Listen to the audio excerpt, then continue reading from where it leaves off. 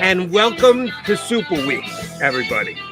Unfortunately, the Philadelphia Eagles are not participating. It was only 4 years ago where this was the lead up to not only a Super Bowl, but a Super Bowl win by the Philadelphia Eagles. That is not the case this year. They did make the playoffs, as we've documented for you, though, these many weeks here on Birds 365. No, it is the Bengals and the Rams who will do battle on Sunday, and that'll be part of what we talk about this week here on Birds 365. But there are a lot of Eagle happenings as well. So we'll balance both what's going on in the National Football League and with our homestanding Philadelphia Eagles.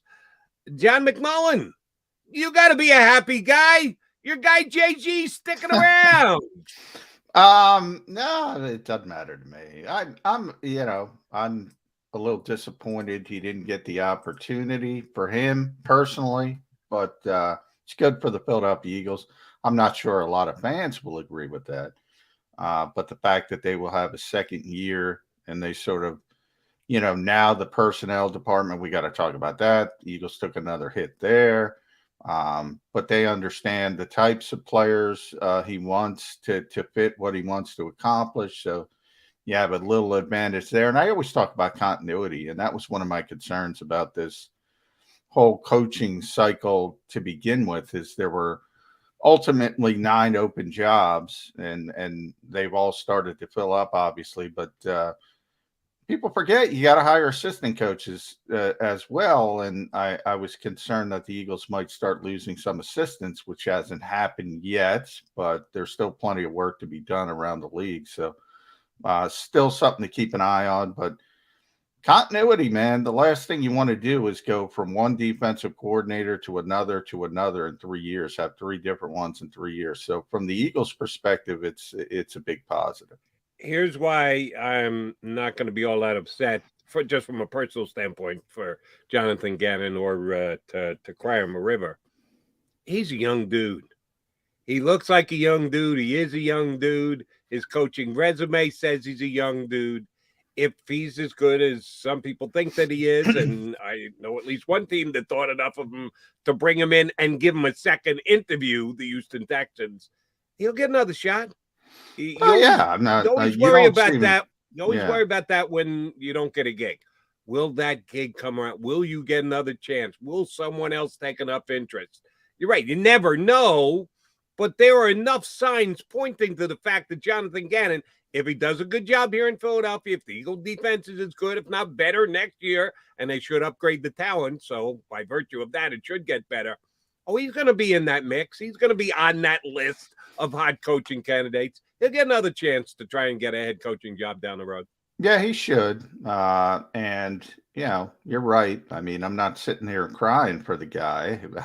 He's very young, and if he continues to do a good job, he'll get another opportunity. And you can make a strong argument that, look, if you're going to get other opportunities down the road, you probably don't want the Houston Texans. I mean, this is the second straight year where that hiring has looked like a disaster from outside the building. And they're evidently going to end on Lovie Smith today. Wasn't even mentioned through this entire process. And they're trying to now spin that, he was always involved because he was assistant head coach there to begin with. But no, he wasn't. And, it's one of those things. Look, we are where we are in current society. We are where we are in the hot button issue and the lack of minority coaches with the NFL. All of that is valid. All of that is true. I think at a different time frame, the way they were talking about Jonathan Gannon, he probably would have gotten the job, but they didn't have the courage of their own conviction. Same holds true with Josh McCown. And you probably don't want to be involved with that, to be honest, because it's probably not going to work out long term. So if you look at it from that perspective, but I'm sure from a personal level, he's disappointed because he thought he was going to be a head coach in the NFL probably early in the process, and he's not going to be. So from that, it's just human nature to be a little bit disappointed. Let me ask you about the Texans. I don't want to get down a Houston rabbit hole, but I think it deserves at least a little bit more investigation. You mentioned Josh McCown, who was here as an Eagle backup quarterback. played an Eagle playoff game, as a matter of fact, because Carson Wentz got hurt, and he had to come in off the bench and give them a shot against the Seattle Seahawks. He was in the conversation last year to become their head coach before they hired David Culley. At the time, everybody said, whoa. You're going to give a head coaching job in the NFL to a guy who's never coached a day in his life? Are you kidding me? Well, we come back to it 12 months later, and he's in the same mix, and he's in the same conversation. And oh, by the way, his coaching resume is the exact same thing. Zippity doo-dah. He didn't even coach this year, which people speculated on the fact that he should have been part of the Texans staff if they liked him as much, to give him an interview and consider him heavily to be the head coach. Why wasn't he part of David Culley's staff? If you're David Culley, who also kind of came out of left field, assistant coach forever, gets his chance to be an NFL head coach, you think he's going to say, yeah, no, I don't want that Mccown guy on my staff? No, of course he's going to take him on his staff. Is that just more signs of the dysfunction of the organization? Are they not planning properly? What the hell's going on down there in Houston above and beyond Deshaun Watson? Now, we know that's not all their fault. Now, how they handle it is their business, but they didn't do what is being claimed has been done by the quarterback with his masseuses. But what kind of a rudderless organization are the Houston Texans? Yeah, I mean, the thought process was that Nick Caserio would go down there and at least clean up some of that. We always talk about Jack Easterby. He's the problem when it comes to Deshaun Watson. Remember, they had a fractured relationship before any of the Watson allegations from a legal entanglement started to develop. In fact, if you remember, Jody, at the beginning of it, there were people speculating that the Texans were the ones who released the information because there was so much acrimony, and they didn't, but there was so much acrimony between the two sides long before Deshaun Watson ever had his personal troubles. And it all kind of goes back to Jack Easterby, who's one of their the head of football operations, essentially ahead of Nick Caserio. And there was a hope that Nick would come in from New England and at least sort of iron these things out. And by these things, I mean sort of the everyday work of running an organization, and the head coaching search would certainly be an important part of that when you're trying to get a new head coach. It hasn't. And when you're dysfunctional, this is what Doug Peterson's got to watch out for in Jacksonville. Because, nobody likes Trent Baalke. If you say, okay, who are the two most disliked people in the NFL from an organizational standpoint? It's probably Jack Easterby and Trent Baalke battling 1-2. And you can talk about bringing Rick Spielman in. Depends what the power structure is, who's got the actual power. But Doug's got to be wary about that. And he's got experience dealing with micromanaging front offices. So maybe he's better equipped to handle it. But, man, the Houston Texans, this is 2 consecutive years. And people, first of all, why are you even firing David Culley? Number one, if you're going to be, if you're not going to show the courage of your convictions, why are you even firing the guy to begin with? Now you got a second bridge head coach on the horizon. It doesn't make sense from that perspective. Why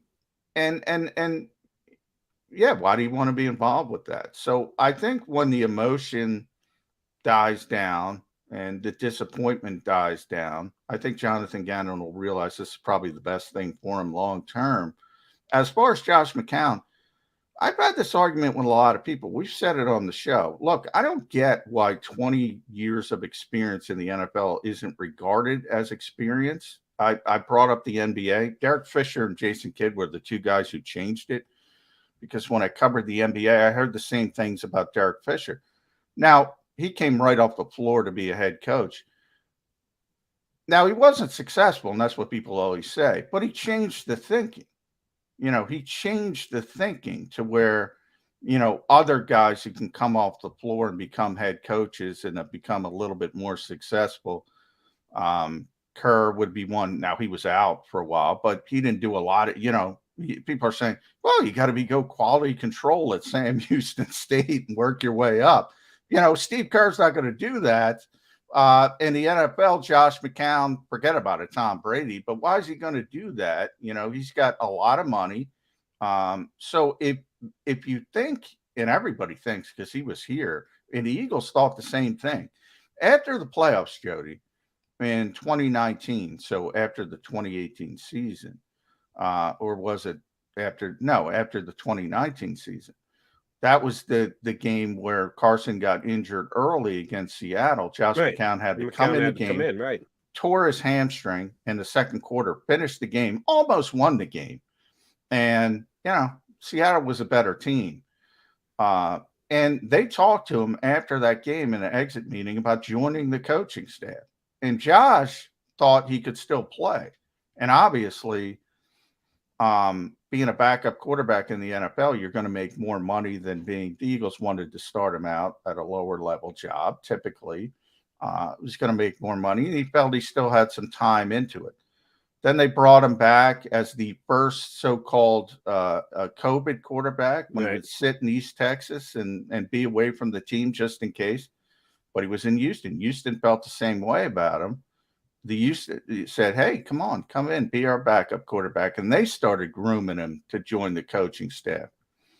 They obviously want him to be there, but they don't have the courage or their convictions to take their hits. Because you're going to take some hits in this environment. You're going to take some significant hits if you hire Josh McCown with no experience over minority candidates. When that's on the front page of, I always say, it's one thing to be on P1 on ESPN. When CNN and Fox News shows up, you're in trouble. The Washington Post, the New York Times, they're covering the lack of minority hirings. And the Texans don't have the stomach for it. They don't have the stomach for it. So they got to go through this rigmarole year after year after year. Either have the courage of your convictions or don't. And people who criticize the Texans for saying, why are you even hiring Josh McCown? That's great too. What I'm saying is if you believe in the guy, hire him. If you don't interview him. Here's my thought process on a guy like Josh McCown.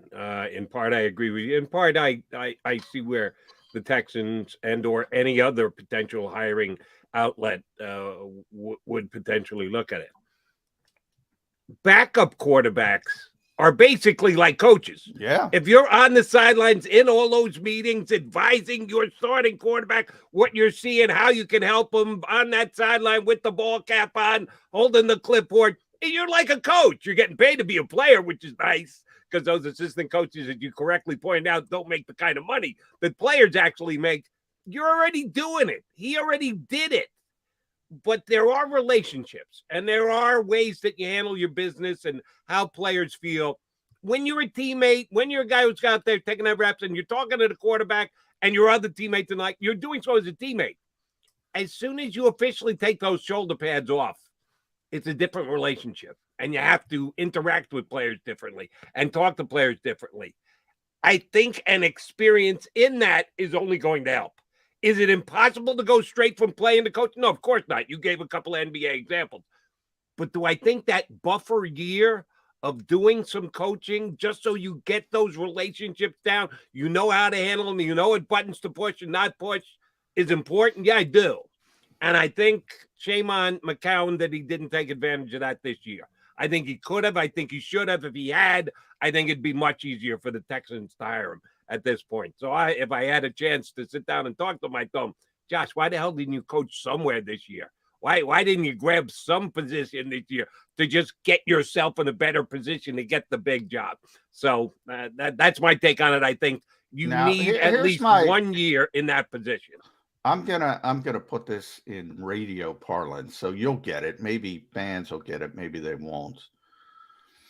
If you go into a radio station, you've been doing this longer than anybody, and they put you in a position of doing updates, sports updates at 15 or 15 after the hour, 15 before the hour.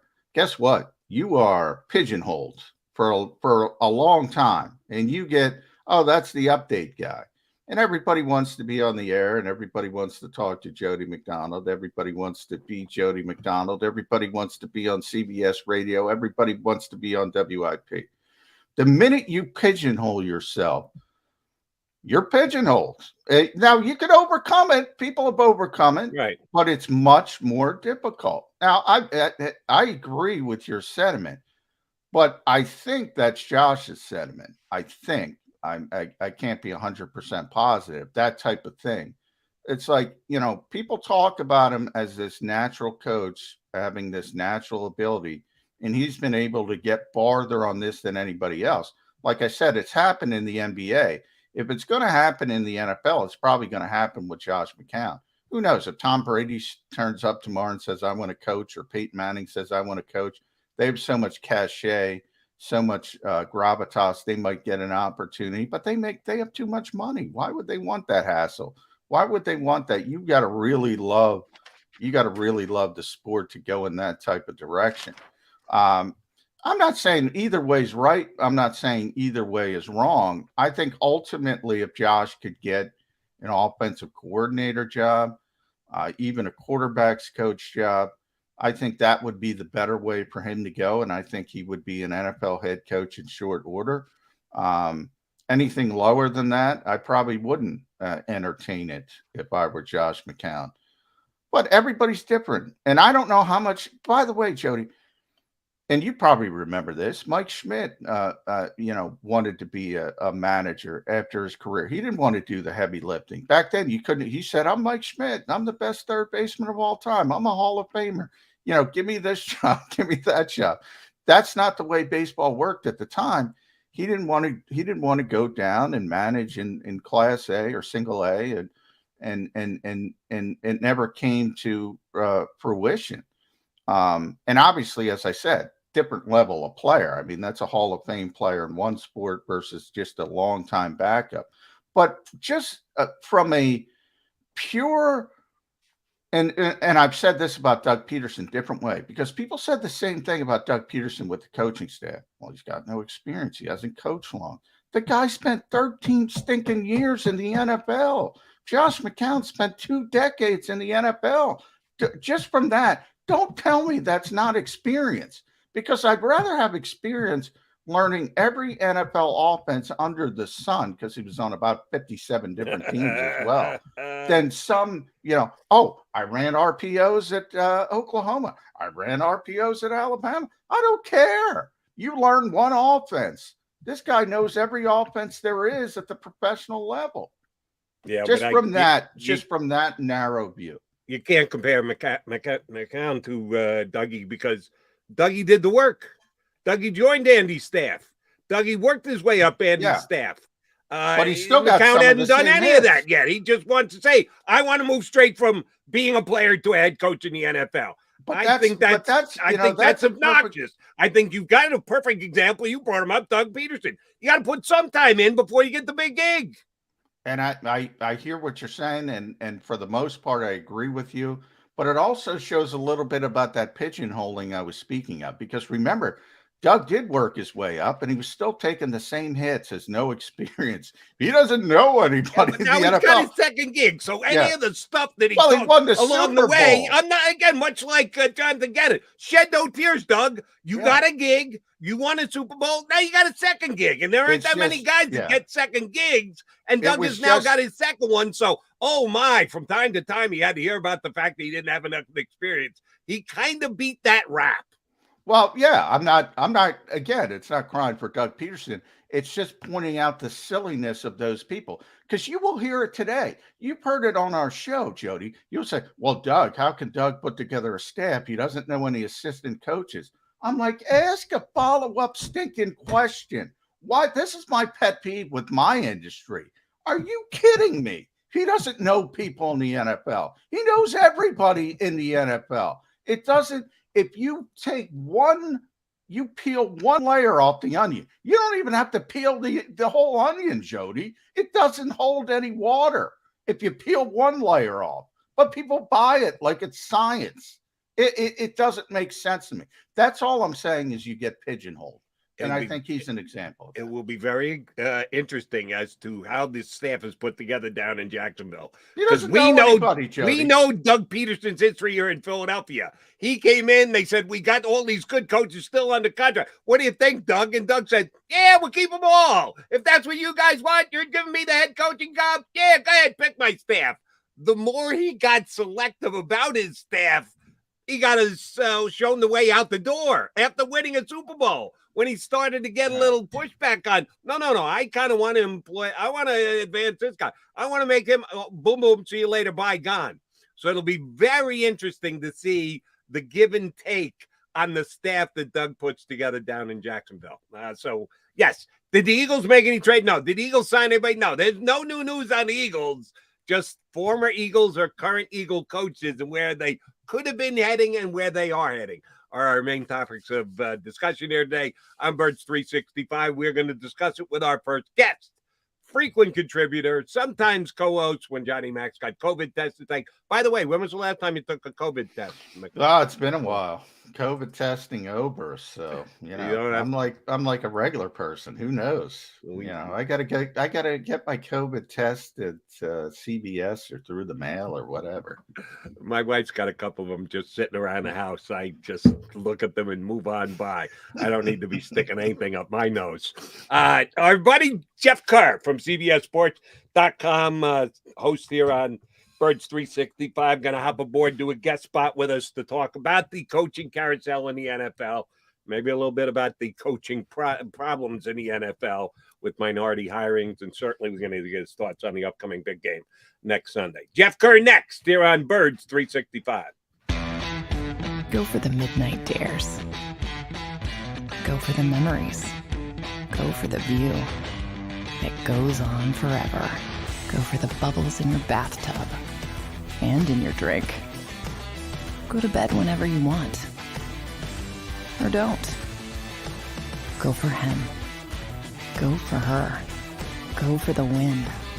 Go to Ocean Casino Resort. Book your trip at theoceanac.com. At Stateside Vodka, every new customer gets the world's best rocks glass.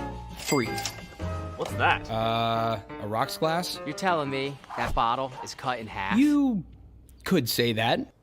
Holy shit. And you're telling me I can get one of these glasses for free? That's right. One free rocks glass per customer with each first-time purchase of Stateside Vodka.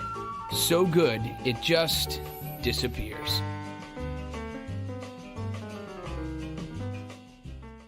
You know you like being right. That's why you should enroll in an Independence Blue Cross plan.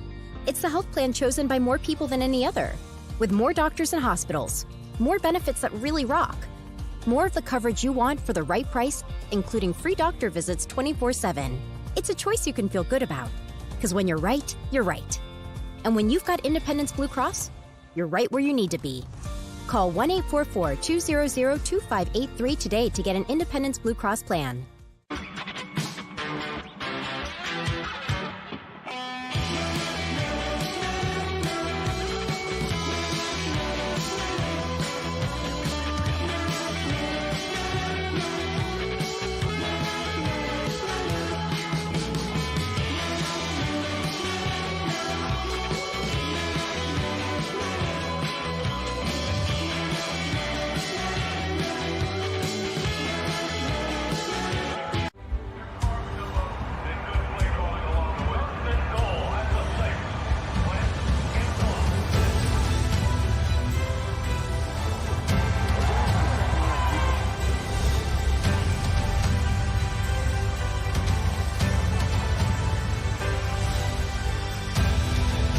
Field of life, First Trust Bank is there for you.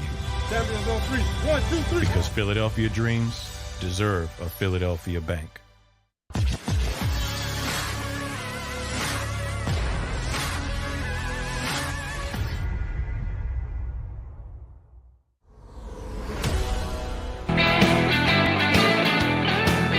Appreciate you streaming on in here on Birds 365. McMullen and McDonald here with you.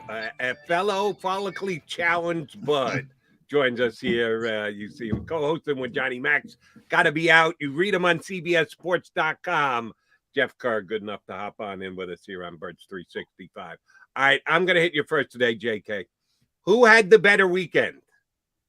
Doug Peterson because he got the Jacksonville Jaguar gig, or Jonathan Gannon because he didn't get the Houston Texans gig?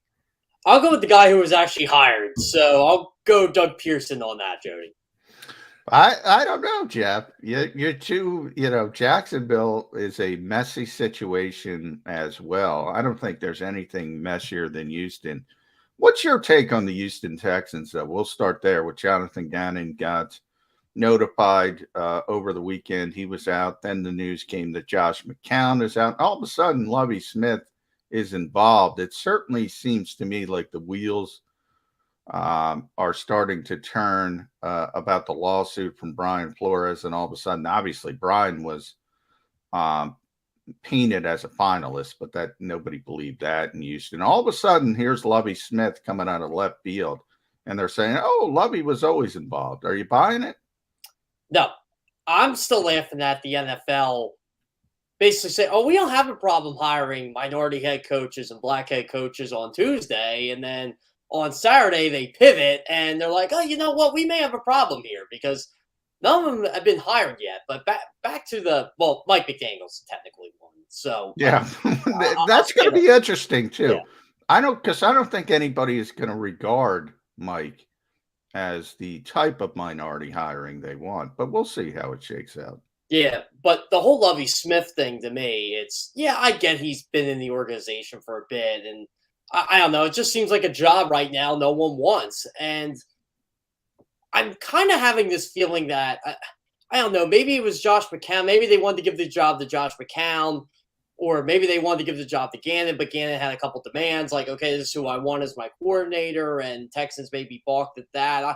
It feels like now a lot of these coaches applying for that job in particular, it's, okay, well, I want this, this, and this. And Texans are like, well, no, you're not getting that. And I don't know. It feels like they wanted Josh McCown to be their head coach, but there's a lot of public backlash. Josh McCown has been through more interviews than he actually had days as an NFL assistant coach, which is crazy if you think about it. Yeah, 2-0. He's pitching a shutout. And good for him that at least he's still in the mix. Because you're right, at some point people are going to go, well, why doesn't he ever get hired for the job? You mentioned the fact that some people come in with demand, some people don't. All negotiations are handled differently.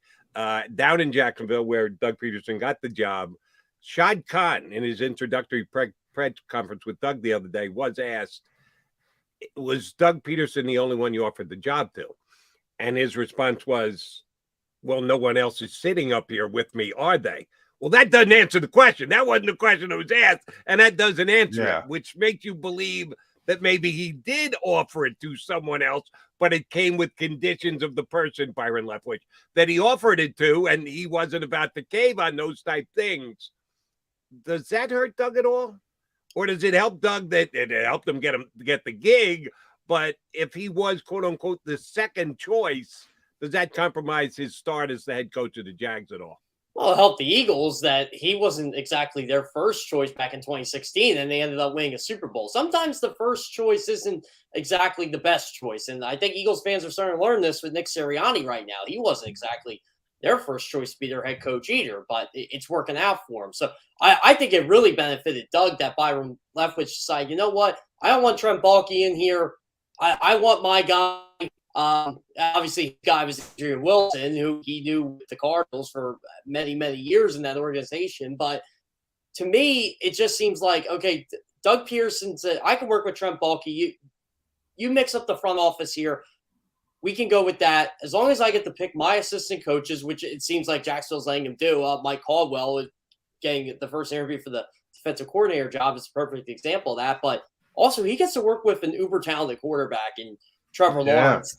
Urban Meyer just did not know how to use it. It's amazing how a college football head coach doesn't know that the best formation for Trevor Lawrence was probably anything with a zone read or a run pass option, and he didn't even try to do it. Yeah, you bring up Mike Caldwell. Wow, yeah. How did Doug know Mike Caldwell? Oh, I don't know. What were they, teammates back in 1999? Yeah. I mean, nobody. Evidently, if you're not on the staff, you can't hire anybody. You don't know anybody. But that's my own pet peeve. And all of a sudden, he does know other people that from his history in the league. But I will say, when it comes to Jacksonville, it's kind of eerie because you mentioned the Eagles. Yeah, they can do all the revisionist history. And by the way, Jody's right. Nobody's ever not lost a coach. Shad Khan, nobody's up here. The Vikings with Jim Harbaugh, everybody's like, he's getting the job. The Colts lost a coach, McMullen. They did lose a coach. Well, he walked away at the altar. And who else? Jacksonville, by the way, this is almost a lot of symmetry to this. The Eagles, for Eagles fans who don't know, in 2016, wanted Adam Gase, number one. And then Adam came walking into the NovaCare complex and said, I want control over this. I want control over that, because why not? You're Adam Gase, right? And the Eagles had just gone through Chip Kelly, and they said, well, we're going to talk to some other people. Then they wanted Ben McAdoo, who was driving down the New Jersey Turnpike, turned around at the Molly Pitcher service area. I just throw that in. I don't know what service area. Giants convinced him to come back. I heard it was Richard Stockton, but that's just rumor at this point. Yeah. And so he was their third choice. Some say number 4, if you want to throw Tom Coughlin. I don't believe they had as much interest in Tom Coughlin as some people believe. Here, I got news for you. It was not only Byron Leftwich, it was also Matt Eberflus. They wanted Matt Eberflus and lost out to Chicago. So Doug is number 3 again. And so what? He's the best of the 3, just like he was the best of the 3 here. Sometimes it's better to get lucky than good. And you match up Trevor Lawrence with a guy who's proven, at least for a short window, that he can develop quarterbacks. And you can say, well, how much Frank Reich helped him? How much John DiFilippo helped him? Makes a lot of sense to me with Jacksonville.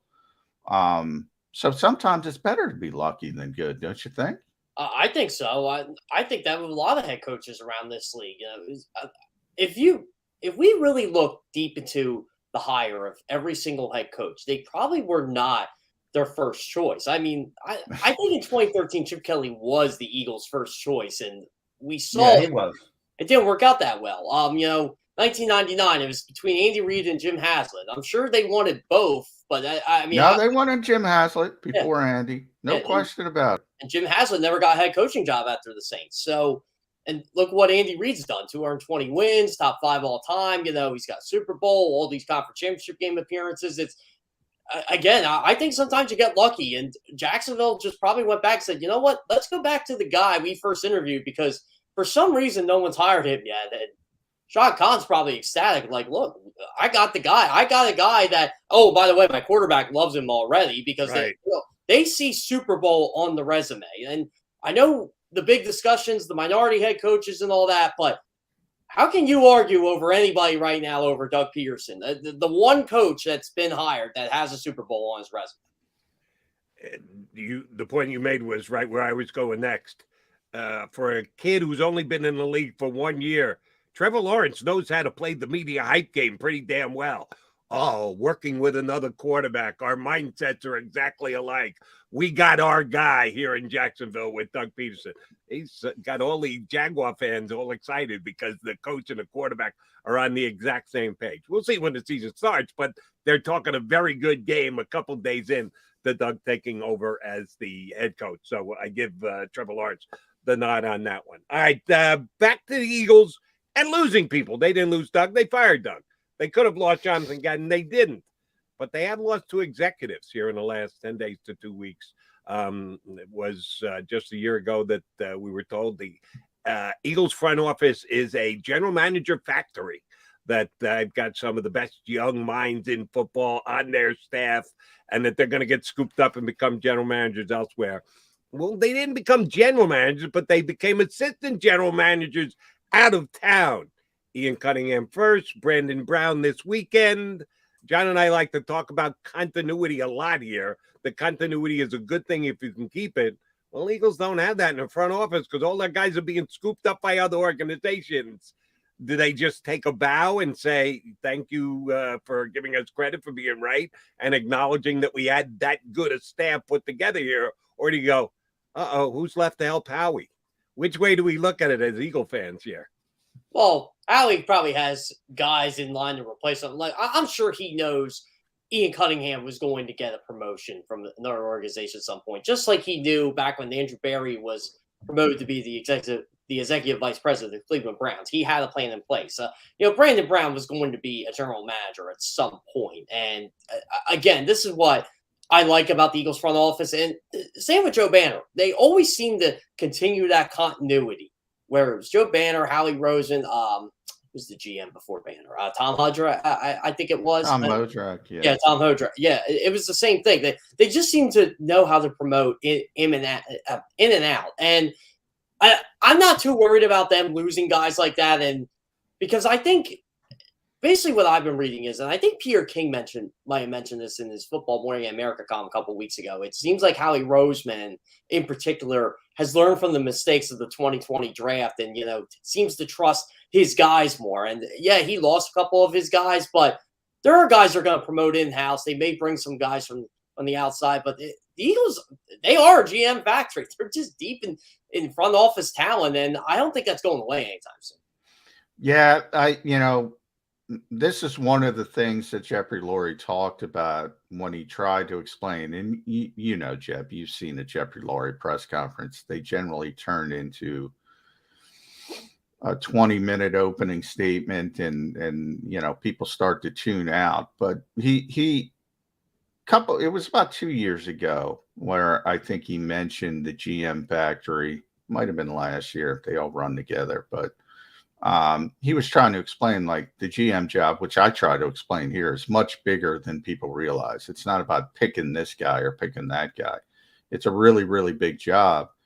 And, one of the parts of the job is putting together a staff. Now, people have criticized me for saying the Eagles are really well regarded around the NFL. Well, the proof is in the pudding. I mean, People keep plucking from this organization because they respect how they have set up their front office, and Ian Cunningham, Brandon Brown just being the latest. But, when they brought in Andrew Berry, afterwards it came out that Howie knew he was going to lose him very quickly to a GM job, and it turned out to be basically a calendar year.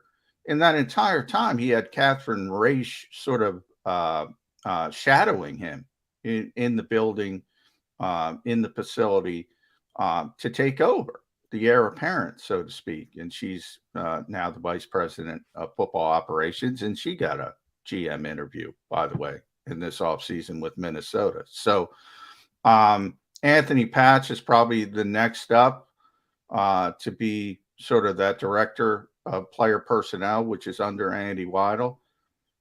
Yeah, man, you can laugh at their term. They're really bad with messaging when they say things like gold standard or GM factory or quarterback factory.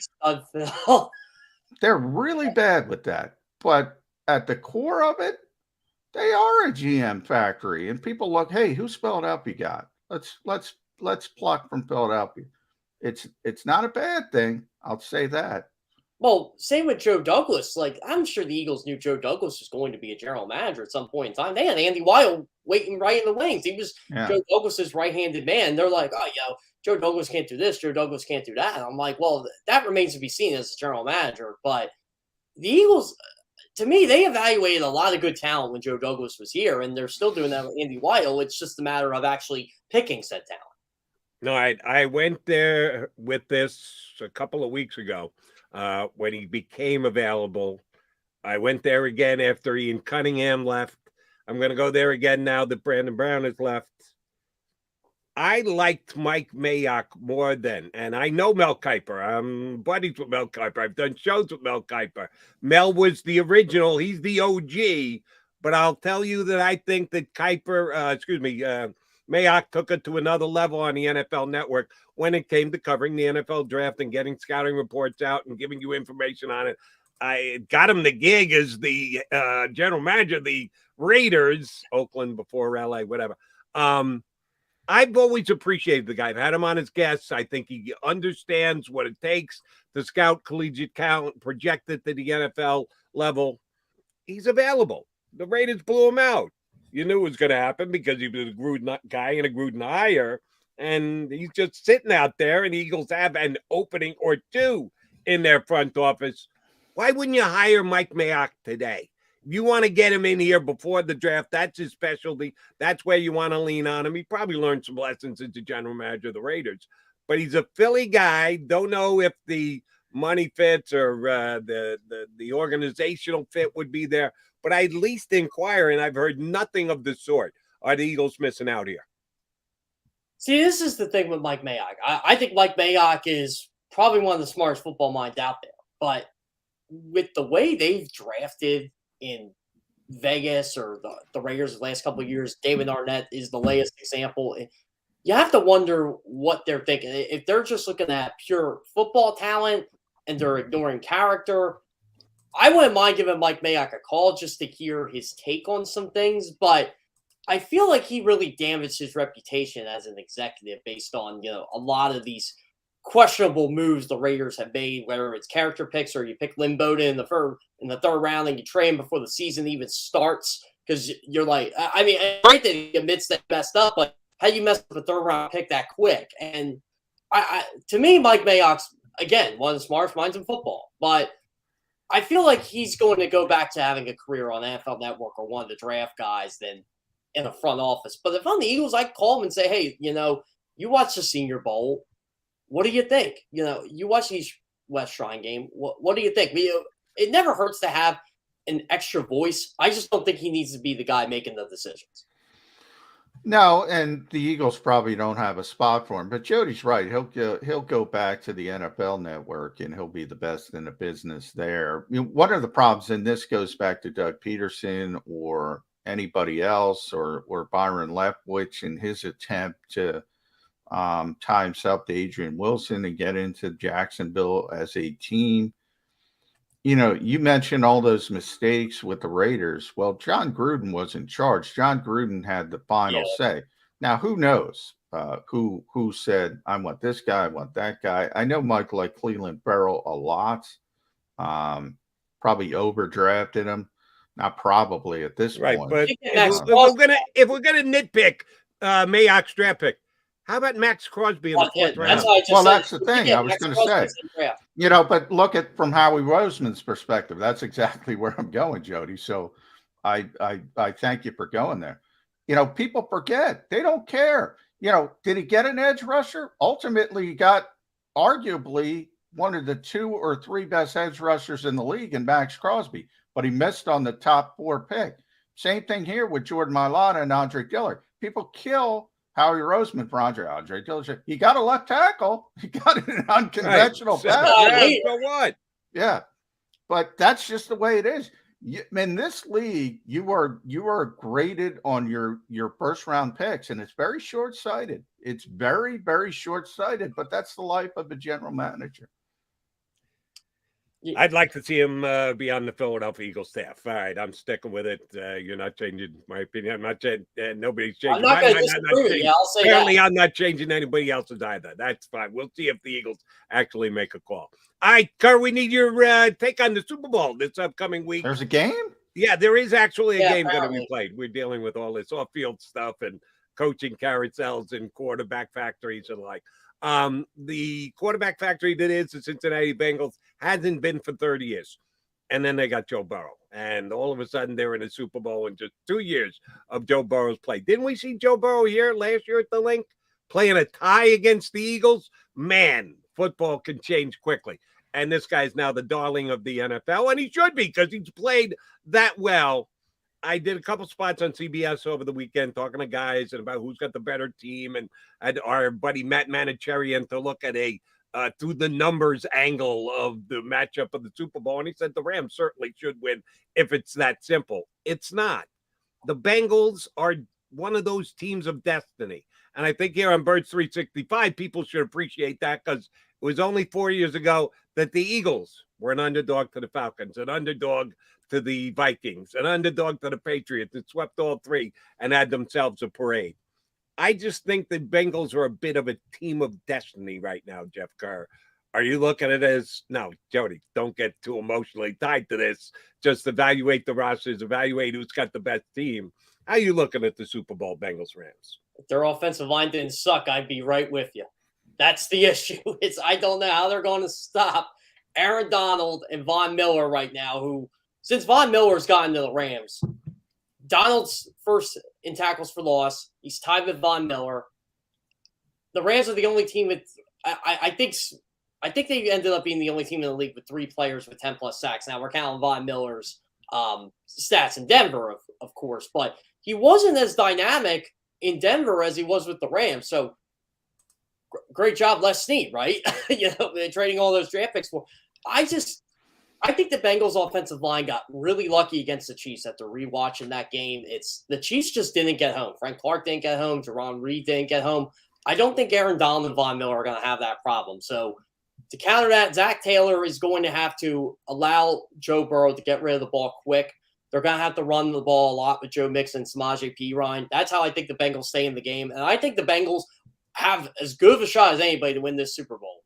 But at the end of the day, I just feel like if Joe Burrow has to drop back 45, 50 times to win this football game, the Bengals aren't going to win, and he's going to get sacked, and he's going to get frustrated. And we'll see how cool Joe is when things aren't going the way they plan. Because, look, I just keep looking at it this way.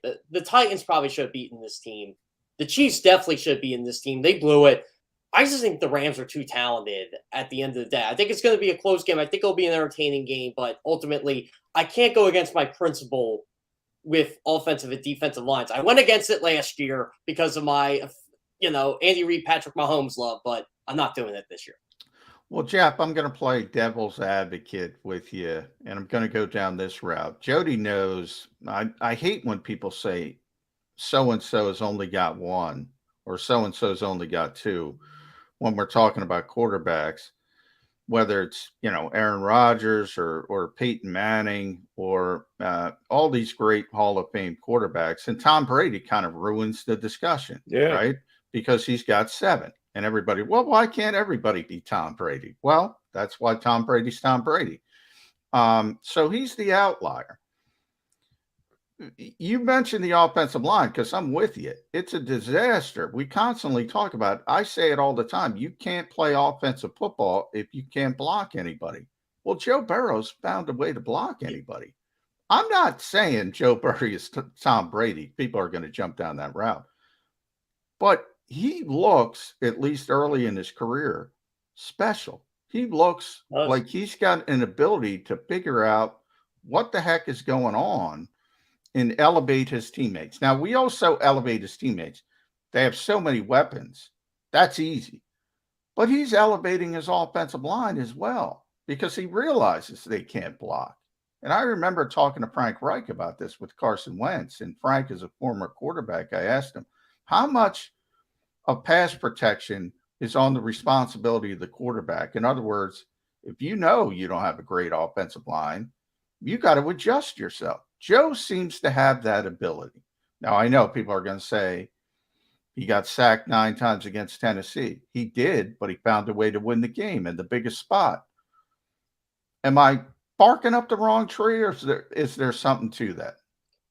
I think it has a lot to do with what you just mentioned, Joe Burrow. He just seems to be that guy. It's, you give me a pair of 2s and I'm going to get a full house. That's just the way Joe Burrow is wired. That's how he's geared. He knows what's at stake for Sunday. I think he'll have enough adjustments in the deck to, how can I word it, to find a way to get the Bengals points. But my biggest worry is at the end of the day when it's going to be 30-23 or something like that, and he needs a drive to win. I just think the Rams are going to tee off, and they have the secondary that can. Well, they teed off against Jimmy Garoppolo. That's what happened at the end of that game. But he's not. Jimmy Garoppolo isn't Joe Burrow. Yeah. By the way, McMullen, I have a question for you. Who do you think's a better quarterback in this matchup? That's a good question. I think Joe will ultimately be the better quarterback. Is he the better quarterback right now? I think so. I give him a slight advantage, but I think it's closer than people think. I've always been a Matthew Stafford guy. I think Matthew Stafford's a good quarterback, a really good quarterback in this league, stuck on a bad team, bad organization. He's kind of proven it. He's not great, but he's that next level. And I think people have started to see that. I think Joe's got a chance to be, superstar top 5 quarterback. But right now, I think it's very, very close. I'd give a slight edge to Joe Burrow for that reason. Look, Matthew Stafford's got more talent. Matthew Stafford's got the better team. Matthew Stafford should win this football game. It's the opposite of the Lions. Joe Burrow's sort of with the bad offensive line. Now he's got great skill position talent, but we keep talking. They are in the Super Bowl with that offensive line. That is an accomplishment right there. That is a big accomplishment. So Joe is really good already, but he is really young still. All right. If I make this statement, I hope it doesn't get me thrown off Birds 365 or any NFL-related show because it's borderline sacrilegious. If I tell you the team that runs the football more effectively is going to win the Super Bowl next Sunday. Get out. Well, go away, Jody. I know that doesn't play well in NFL circles these days, but I still believe in it. I know someone else who believes in it. Nick Sirianni, by the way. But he doesn't want to believe in it. He had to believe. Yeah, he didn't really have a choice. He succumbed to it and said, "I better turn to a running team here if I want to win some games between now and the end of the season." If I am correct, as blasphemous as that may be, who's going to win the game? Who's got the better running game, Cincinnati or LA, Jeff Carr? Well, I think in LA, I mean, for some reason, Sean McVay is in love with Cam Akers and him coming back 5 weeks ago. I don't understand why he doesn't give the ball to Sonny Michel, who got him there in the first place. He's a genius. Don't question the genius. Boy wonder. Genius at work. I call him the boy wonder, but that's just me. If you were a ball boy for Sean McVay, you're going to get an NFL head coaching job at some point. Or by the way, we had Randy Mueller on Friday, and Randy made an interesting comparison that I hadn't thought of. So I want to throw this at you, Jeff. He said football's turning into baseball a little bit. Jody will know this. From baseball, went through that where they said, you know what? Why pay all these big name guys all this money to be a manager when we can get a no name guy? Pay him less. Tell him what to do analytically. Fill out the lineup card for him. Moneyball. And Moneyball. And they haven't gone that way in the NFL, but they're starting to go that way with the Sean McVay types. And we look at it here. It's Sean McVay and a Sean McVay acolyte, Zach Taylor, is going to win a Super Bowl. And these are not good head coaches. I'm sorry. They are not. That NFC Championship game was one of the worst coach games I've ever seen in my life. And I like Kyle Shanahan, and he was part of it as well. Is coaching way overvalued in the NFL these days? Have they become the joysticks? So I've been arguing for years about Sean McVay. I don't know if you guys remember this or not. One of my former colleagues at CBS Sports ranked Sean McVay over Doug Peterson as a head coach. And it was the year after Doug won the Super Bowl. I think it was 2018 when he brought him back with Foles.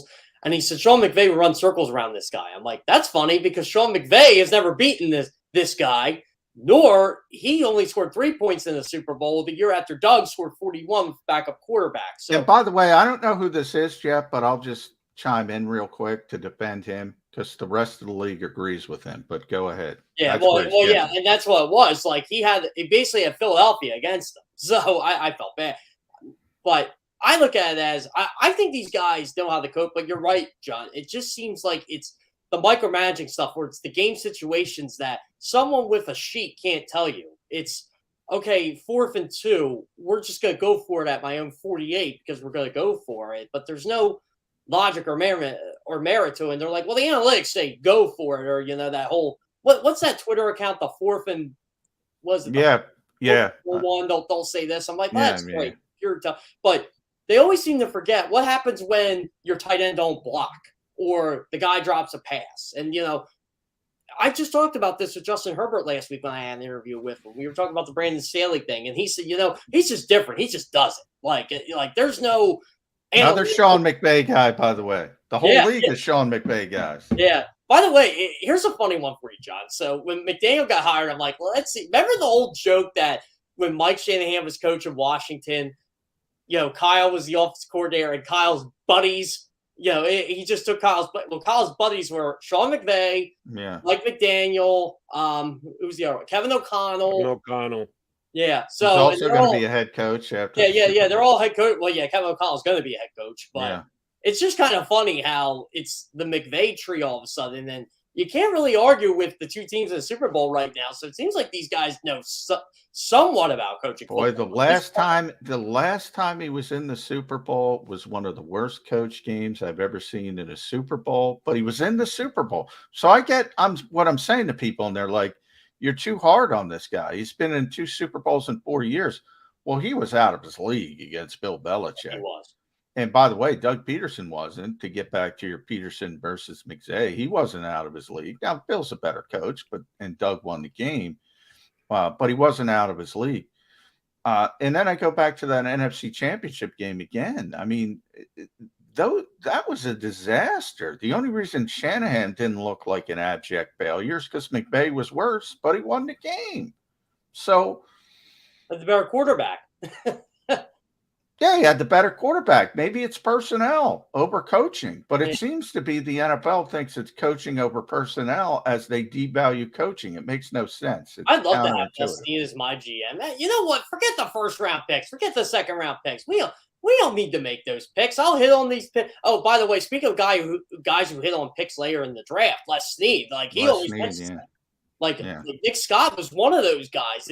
They just, and he said, we just drafted him to be a special teamer.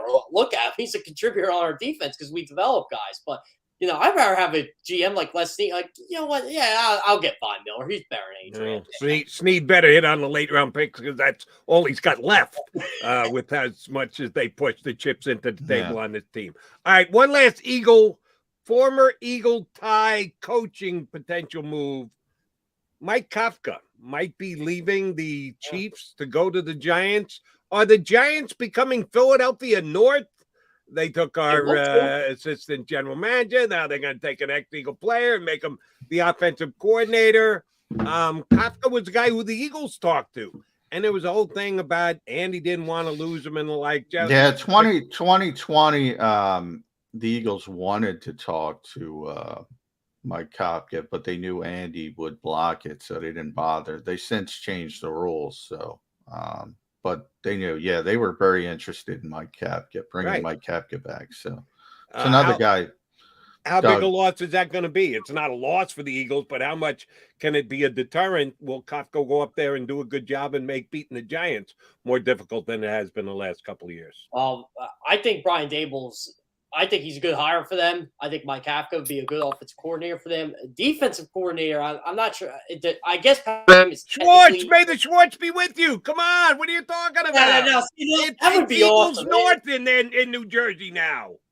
But they fired a Philly guy, though. The Giants were so bad for so long. They had to hire from their rivals. You know what? Let's see what our rivals are doing. And we're not talking about the Dallas Cowboys because we already went to the Jason Garrett loop here. So, let's try the team that beats us all the time Or by the way, Eagles fans, be careful what you wish for if you want I don't want Jim Schwartz coaching that defense just because I know that defense is going to be pretty good with Jim You know that pass rush is coming if Jim Schwartz is there. He'll be rushing 4 and he'll be playing the sticks and Eagles fans will be mad because Jalen Hurts won't be able to get the ball to the sticks. So.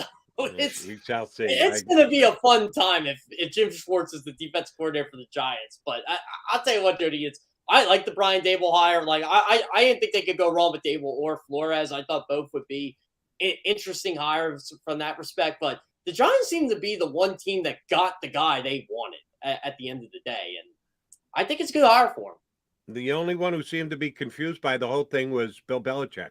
He kind of got his Brian's mixed up. How can a micromanager in Bill Belichick screw up a text message? I just want to know that. I screw them up all the time, Jeff. I get it. Yeah, that's Maybe one of the flies. Maybe Nike jumped up and sent the text message. The dog. One of the flies in the ointment of Brian Flores' whole theory is Bill Belichick, kingmaker, controls all, even other organizations, but he can't get a text right on who's going to be the next coach of the Giants. By the Those way, two things don't seem to my equate biggest to each other. argument with this whole head coaching thing, like especially with the minority head coach, the fact that Jim Caldwell was fired for Matt Patricia still irks me. It's been 4 years. It's a shame. What was wrong? Yeah, but it's independent. You know, you're right. Jim Caldwell, Mike, but Jim Caldwell shouldn't have got fired in Indianapolis. Shouldn't have got fired in Detroit. Certainly, in hindsight, if you look at what happened after him. But here's the thing: it happens all the time. Doug Peterson shouldn't have got fired here. Yeah, I mean, you know, it happens all the time. You start getting relationships sort of become murky, whether it's GM versus coach. We see it all the time. It's politics. So it's not just Jim Caldwell, that I will say. Yeah, I'm hoping Eric Bieniemy gets hired. I mean, I don't know what the Saints situation is right now. It doesn't seem like they have a situation, but I'm hoping Eric Bieniemy does get hired. I think he's well. I will say this: things took a drastic turn when that lawsuit was filed because Lovie Smith wasn't in the Houston conversation, and all of a sudden he's going to be the head coach in Houston. What is Lovie Smith like? 8-19 in his last 27 games. Oh, he's got a great gray beard. I mean, he does. I love it. Yeah. I love Lovie. I do love Lovie Smith, but he does not deserve to be a head coach anymore. Jeff Kerr, have a great Super Bowl week. We'll get you on in the upcoming weeks back here on Birds 365. Thanks for hopping on. Enjoy the week, bud. That sounds great. I hope you guys don't have to talk about Jalen Hurts getting traded for Russell Wilson anytime soon. No, like every day for the next however many months leading up to the draft. Bank on it. Jeff, thanks, bud. That is Jeff Kerr from CBSSports.com. Does hosting duties here with us. Always good to catch up and talk NFL with Mr. Kerr. McMullen and McDonald, your Mac and Mac guys here on Bird 365. Come back. We got a couple more things to touch down on. Got a good guest coming up next hour as well. Mike Tanier from Football Outsiders going to join us here on Birds 365. Go for the midnight dares. Go for the memories. Go for the view that goes on forever. Go for the bubbles in your bathtub and in your drink. Go to bed whenever you want. Or don't. Go for him. Go for her. Go for the win. Go to Ocean Casino Resort. Book your trip at theoceanac.com. At Stateside Vodka, every new customer gets the world's best rocks glass. Free. What's that? A rocks glass? You're telling me that bottle is cut in half? You could say that. Holy shit. And you're telling me I can get one of these glasses for free? That's right. One free rocks glass per customer with each first-time purchase of Stateside Vodka. So good, it just disappears.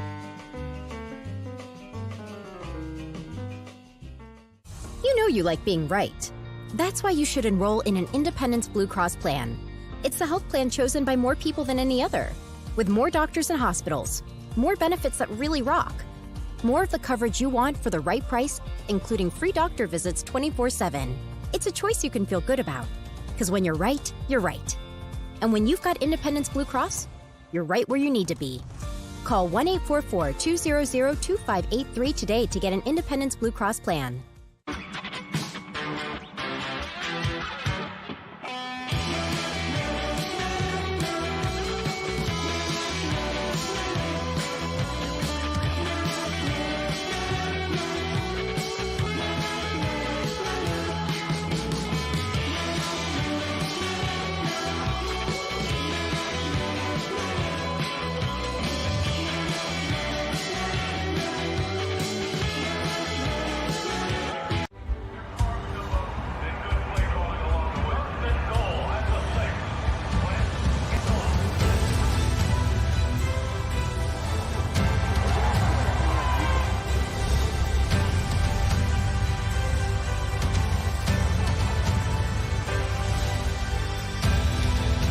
field of life, First Trust Bank is there for you.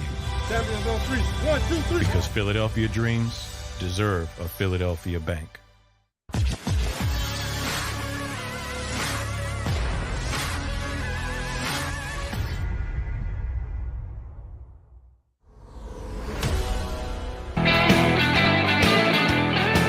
Got your Mega Mac guys here on Birds 365. John McMullen and Jody McDonald. We thank Jeff Kerr for hopping on board. Mike Tanier's Football Outsider is going to join us about 15, 18 minutes from now. J-Mac, we touched on the bases we needed to early in the show here. Eagle guys coming, going, staying, coaching, front office, and the like. We haven't. We're an hour and 5 minutes into the show. We haven't brought up what I think is the most embarrassing thing about the National Football League. And I'm not talking about their lack of minority hiring as head coaches. I'm talking about the Pro Bowl. Did you watch any of it yesterday? Not minute one. I got in some kind of Harlan Coben rabbit hole on Netflix. Okay. Yeah. I'm a huge Harlan Coben fan as an author. I've watched some of his shows as well on Netflix, and they're good too. I'm just a bigger fan of his printed work than his television work. I'm not downing his television work at all. I think it's phenomenal, but I became a fan of his via his books first. So I feel almost like I'm cheating on Harlan Coben, the writer, when I watch Harlan. I think he's Coben, fine. the TV I think he's producer. fine if you watch the shows. Harlan, I think he follows me on Twitter. He's a Jersey guy. Oh, I've had him on as a guest twice. Oh, have you? On my shows. We should try to get him on the show. Yeah, does a great job. What's interesting to me is for people who are a fan, whether they're a fan of his writing or his Netflix shows, it's like he does there a lot of European shows. So Yes. they rework it. You know, there's a lot of English ones. There's a French one. There's an Italian one. I think there's a Polish. It's interesting to me. I'd like to discuss with him, you know, how his writing, because obviously he's a Jersey guy. I assume the books. Now you read the books. Maybe I'll just ask you. I assume they're set here, and when then you stay here in the United States. Oh yes. Oh well. Every once in a while, some of his characters go abroad, but they are all based here and start here. Here being, you're right, Jersey, but more North Jersey. If this is kind of a Philly-based show, we're on YouTube, so it's supposed to have national appeal, but it's about the Philadelphia Eagles. Yeah. We do call it Birds 365, which you and I are both South Jersey guys. Harlan's a North Jersey guy. He's a Jersey guy, but he's a North Jersey guy. More than a South Jersey guy. But yes, his stories where his writing is taking him and his ability to translate into television work is based in the United States. Yes, to answer your question. All right, we got off on I need to get back to the Pro Bowl. You did not suffer watching the Pro Bowl yesterday. I tuned in. I was on 3 o'clock. I forgot what we were doing right around 3 I did see how many fumbles and interceptions. I happened to tune in at about 3:15, I guess it was, and I forgot it started right at 3. For the 4 minutes that I watched, the AFC scored a touchdown to make it 14-7. It was 4 minutes and 10 seconds into the game. It was already 14-7. I said, I missed 2 touchdowns. I tuned in. They were 3 minutes into the game, and I'd missed 2 touchdowns. I said, what the hell? So I had to go back and look. I wasn't going to go back and watch the video again. But I said, let me at least look it up. Picked off pass for a touchdown, quick touchdown. I didn't even realize they were going to play with these fakakta rules that you get to pick where you take the ball. They're going to place the ball down, and then you decide, do you want it or do you want to play defense? It was ridiculous, Johnny Mac. Yeah, I know they want to do things differently. I know they want to be creative. I know they want to give you a different experience. Well, I'll tell you what, my experience sucked yesterday watching the Pro Bowl, and I completely gave up on it. I would tune back in about every 40 minutes. Oh, by the way, the Sixers started at 3:30 in a big game against the Bulls. Just one man's position. Yeah, I watched the more important sporting event, the Sixers game. I'd put on the Pro Bowl during the commercials of the Sixers games and then go right back to basketball again. I know it's going to do nice television numbers. It'll probably end up being the #1 watched sporting event from this past weekend. Which is amazing, but you're right. It boggles my mind. It was ridiculous. It was ludicrous. I'm a diehard football guy too. I'm a basketball guy, but I'm a football guy first. Are you kidding me? What was it that they put together yesterday in Vegas? Yeah, it's been that way. It's tough for me to watch any All-Star game, but particularly the Pro Bowl, which has gotten, and they try. I mean, they try ideas. One thing, you mentioned the stupid rules, and I don't know what rules. They started that a couple years ago, where they try out rules in the Pro Bowl. So I don't have a problem with that. I mean, all right, why not try it out? But yeah, that sounds pretty stupid. They put the ball. They don't tell them they don't tell them where the ball's going to be, and then you get to play offense or defense. Yeah, the team gets who's ever turned it got to dictate where the ball was going to be placed, and then the other team got to choose: do you want the ball or do you want to play defense from where the ball is put down? Yeah, the game of football is not. I think I said this last week. It's not designed to be played in an all-star format because it's too dangerous. It's too dangerous to play the game of football. Oh, they took the danger out of it, John. You didn't watch any of it. It was touch. Yeah, there was no tackling. Yeah. No tackling whatsoever. Two-hand touch. And they should have put flags on him. It was ridiculous. Yeah, and they might as well. I've argued for years because the honor of making the Pro Bowl matters to the players.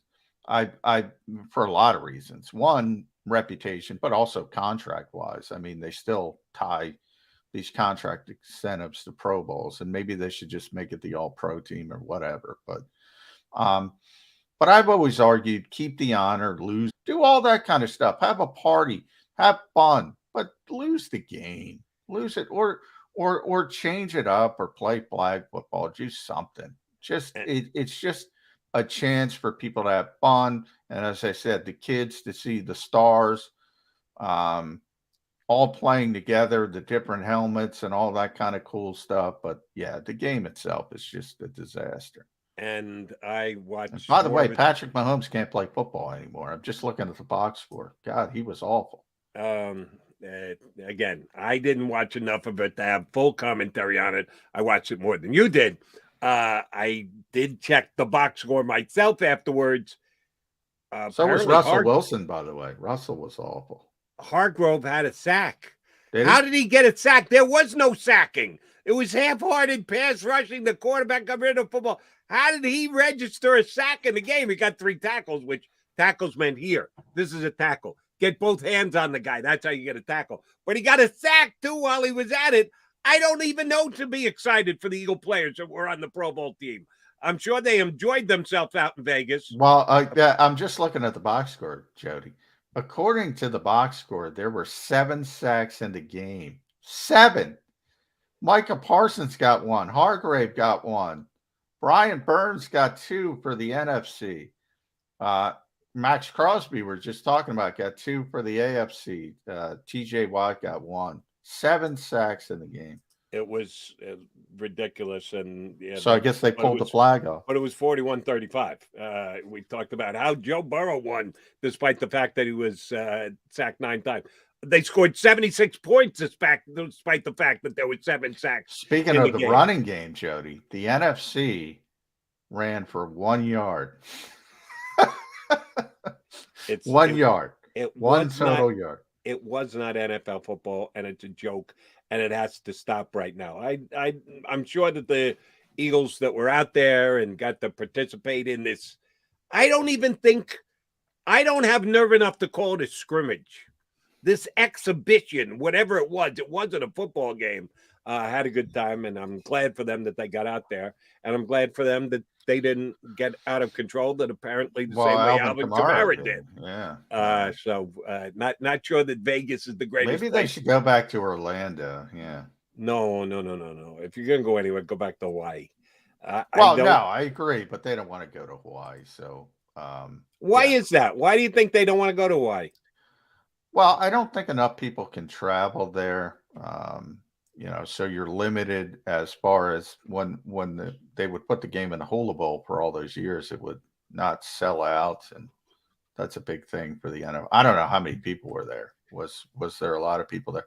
But I think it's easier to get people to go to Orlando or obviously Vegas. You can pay for any stadium you want with discounted / free tickets if they're worried about how it's going to look on TV. And oh, by the way, I didn't watch it much on TV because it was a travesty of an attempt at an exhibition because it sure as hell wasn't a game. So, yes, I did watch sparse minutes of the Pro Bowl. What I was certainly more concentrated on was the Senior Bowl. And Johnny Mac, I got to tell you, I watched some practice time. We talked about it last week here on Birds 365, but then I watched the game on Saturday. The Eagles have 3 first-round draft picks. They've got 10 picks in the upcoming draft. Going to be a big draft for the Eagles. Don't know if they're going to keep all 3, but as of right now, they're scheduled to have 3 mid-first-round picks. In what I saw over the couple of days leading up to it in practice and in the game again on Saturday, Howie Roseman is going to love this draft because the quality of the draft is in the trenches. It's what he loves. Get me an edge rusher. That's what Howie Roseman is saying. And there are edge rushers to be had, but the kid who won the MVP was unbelievable. Defensive tackle. I'm not sure the Eagles are going to go DT. They'd have to go with a fairly high pick. I think he probably is going to be gone. But this kid, Perrion Winfrey from Oklahoma, he was far and away the best player on the field. They rightfully gave him the MVP award, but he was dominant in practice during the week and then during the game as well. Would the Eagles think about taking a defensive tackle with one of those 2 first? If they end up keeping the first 2 picks and trade the third or keep one, would they use it on a defensive tackle? I mean, it's always about the position and the spot. I think they would probably, if that were the best player on their board, and it always is dependent on the individual player, but I would think the position they wouldn't be as concerned with. You mentioned Devon Hargrave. They just drafted Milton Williams, who they like a lot as a player, and Fletcher's going to be back. So, how much, but everything is so fluid in the NFL. Fletcher's not going to be here for a lengthy period of time. Milton is supposed to be, Javon's is supposed to be. So I wouldn't say it's a position of need. So they might start thinking about trading back. I think the best probably of the Senior Bowl hype, the best thing that helped the Eagles was probably Malik Willis and the fact that he seems to be pushing up boards. I think that's good for the Eagles because they want to create interest for teams that are desperate for quarterbacks to try to trade down or out or try to flip one of these picks over. But if they love the kid, sure, why not? I still think heavily lean towards edge rusher and cornerback before defensive tackle. And along those same lines, yes, I understand their love for the trenches, but right now on this team, I see a bigger need outside than inside. But I'm telling you, the best player was this defensive tackle from Oklahoma. Same thing on the offensive line. The kid from Boston College, Zion Johnson, was just stone cold dominant. I know the Eagles don't need help inside unless you got inside information that says Jason Kelce is retiring. Zion Johnson stayed late in practices during the week to work out with the coaches to work on becoming a center. Didn't do it at all during the year at Boston College. They didn't need him at center. He was the best guard in the country. They just left him there. But he did this week prove that he had offensive line flexibility. I'm telling you, this kid's a stud. If, again, the Eagles are sitting there and he's far and away the highest rated guy on their board, are they going to go interior offensive line with their first draft pick this year?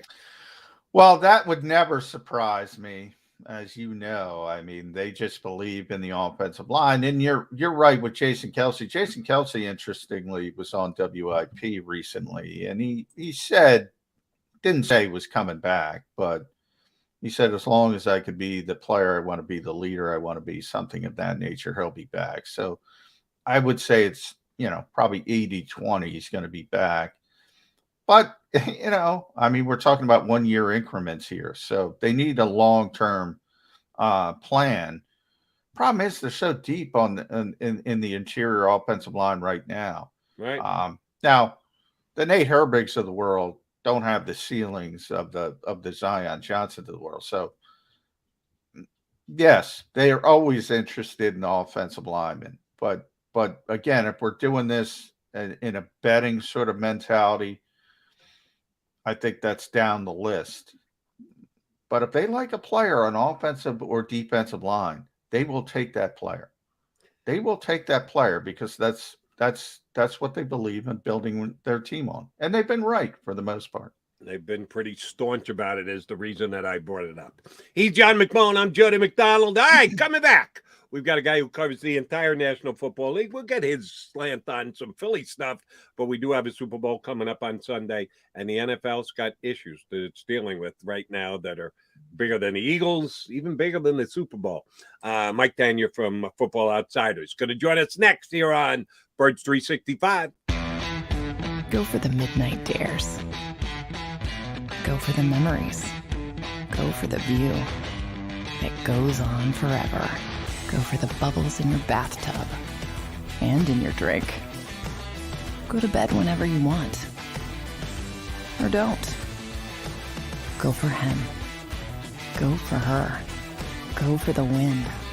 Go to Ocean Casino Resort. Book your trip at theoceanac.com. At Stateside Vodka, every new customer gets the world's best rocks glass. Free. What's that? A rocks glass? You're telling me that bottle is cut in half? You could say that. Holy shit. And you're telling me I can get one of these glasses for free? That's right. One free rocks glass per customer with each first-time purchase of Stateside Vodka. So good, it just disappears.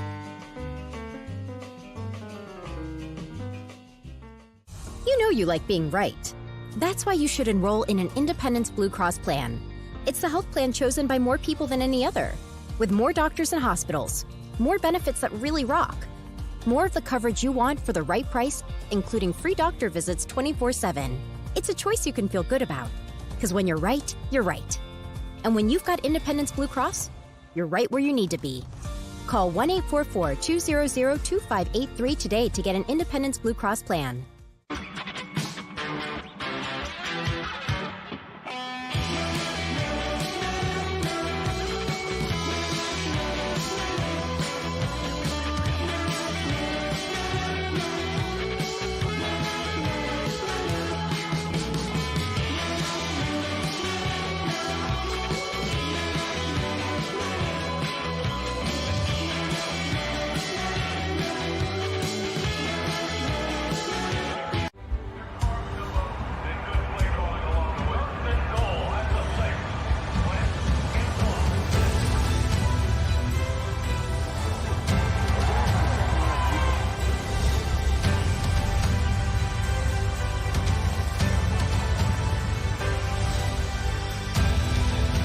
Field of life, First Trust Bank is there for you. Champions on three. 1, 2, 3. Because Philadelphia dreams deserve a Philadelphia bank.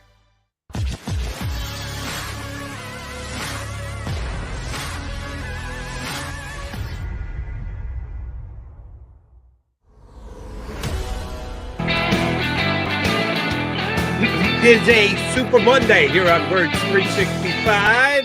Super Bowl week underway. That is just one of the topics we're going to talk about with our next guest. Believe it's second time. We've had Mike on before. Oh, yeah. We've from had Mike a couple times, I think. Maybe his third appearance. From Football Outsiders, the man with the best beard of the three of us. And we all work on it, but sorry, we pale in comparison to Mike Tanier's of Football Outsider. How you been, Mike? I am practically a friend of the podcast I've been on so many times. I can't believe you guys are saying 1 time, 2 times, and I love the Ocean Casino Resorts backdrops. I take it that's not live right now, is it? That is live. It is live. It is live. Yeah, it's at least 2 times. Maybe it is 3 times, but yeah, we've had Mike on. But Jody's got so many shows, everything runs together. That might be, I've been on Jody's show a few times too. That's it. All right, Mike, let's start with the Houston Texans, only because I want to get it out of the way. I mean, Look, we are where we are in the NFL. The hiring cycle's been a disaster from a minority hiring standpoint. All of a sudden, Brian Flores, some serious allegations against the league. And then out of left field, here comes Lovie Smith and the Houston Texans. Now, Houston saying, oh, he was always involved. Are you buying that at all? No, I'd love to believe it. But we spent weeks hearing about Gannon. Spent weeks hearing about Josh McCown, et cetera, et cetera. And as I posted on Twitter recently, you can hear the wheels clicking. You could hear the wheels in Houston all these weeks saying, oh, we're looking for our opportunity to do whatever goofy thing we were doing. And now Brian Flores lawsuit drops. There's much more attention, much more scrutiny on minority hires. We just fired a coach of color. We don't have any coaches of color in our interview queue. Let's promote our defensive coordinator. And you hate to think like that. You hate that to be that way. But we see the way Houston has operated for the last year. They do not operate as a professional organization. It's a lemonade stand. It's the Bluth banana stand out there. And so they sort of do Looney Tunes stuff like this. And it's a shame because I would have loved Lovey to have worked through a normal cycle and have earned another opportunity, not kind of be like the default choice, which I feel this is what it is. And we talked about Jonathan Gannon earlier in the show. I suggested that not only is he okay because he's as young as he is and well thought he is, he's 1 year a coordinator and he's already getting head coaching interviews. That's pretty good placement, even if you don't get the job. And oh, by the way, is it a job you really want? That's a team that's in disarray. Sometimes you get on the carousel, you get the gig, you never get another ride. I actually think it's a plus that Gannon's staying right here in Philadelphia. It'll probably it's a plus for the Eagles. Plus for him in the long run. You know, usually during the cycle, we say it's one job out of 32, so you take it. And we've seen the old days of the Raiders when Al Davis was getting older and wasn't really, all the way there. It's still one job out of 32. I don't consider the Houston Texans at this point one job out of 32. Oof. They are so poorly managed. You know that you're going into this weird situation where there's a, Svengali working in the wings doing all this loopy stuff. If you decide you want it, fine. But if you say, I'm just going to wait for the next boat to show up, that's probably a good idea as well. Well, speaking of the next boat up, it might be Jacksonville, Mike. Not quite as bad as Houston, but I don't know if we want to call that one of 32 either. Yeah. On the other hand, you're getting Trevor Lawrence, and that's the situation Doug Peterson landed in. Right. Not their first choice, no matter what they want to say. Right. But he wasn't the first choice here in Philadelphia in 2016. Look how that worked out. Did Doug parachute into a great situation simply because of Trevor Lawrence? I think so, to a degree that he's going to be welcomed as a savior in the locker room there beyond Trevor Lawrence. So he's going to help Trevor Lawrence. All the other guys are going to be like, oh, a coach who doesn't scream at us and kick us during practice, who's kind of pleasant and like straightforward and super professional and player first. He's going to be a rock star among the players there. And it's Doug. He's going to bring in good coaches. He's going to be able to go out there and grab coaches from other staffs and bring them in. And somebody else going into Jacksonville might not have been in that situation. One more thing he's got going for him is, they've got cap space there. They do have Lawrence. They've got EDN coming back. They can work their way up to 8 or 9 wins real fast. There's enough talent hanging around there that if you don't just actively screw the pooch the way Urban Meyer did, you can get to 8 or 9 wins. Now, I don't know if Doug gets the next step, but right there, that's an accomplishment that's going to make him sort of the hero of Jacksonville. It's a good position for him to be in. Mike, we got to get your read, and we kind of danced around it, but want to jump into the deep end of the pool here on the lawsuit that was leveled against the National Football League. You already kind of touched on it, that first immediate response was without merit. And now several days later, Roger Goodell in his State of the Union saying, oh, we've got a lot of work to do and it's embarrassing and we've got to be better and the like. Do you think this lawsuit has a chance to go the distance?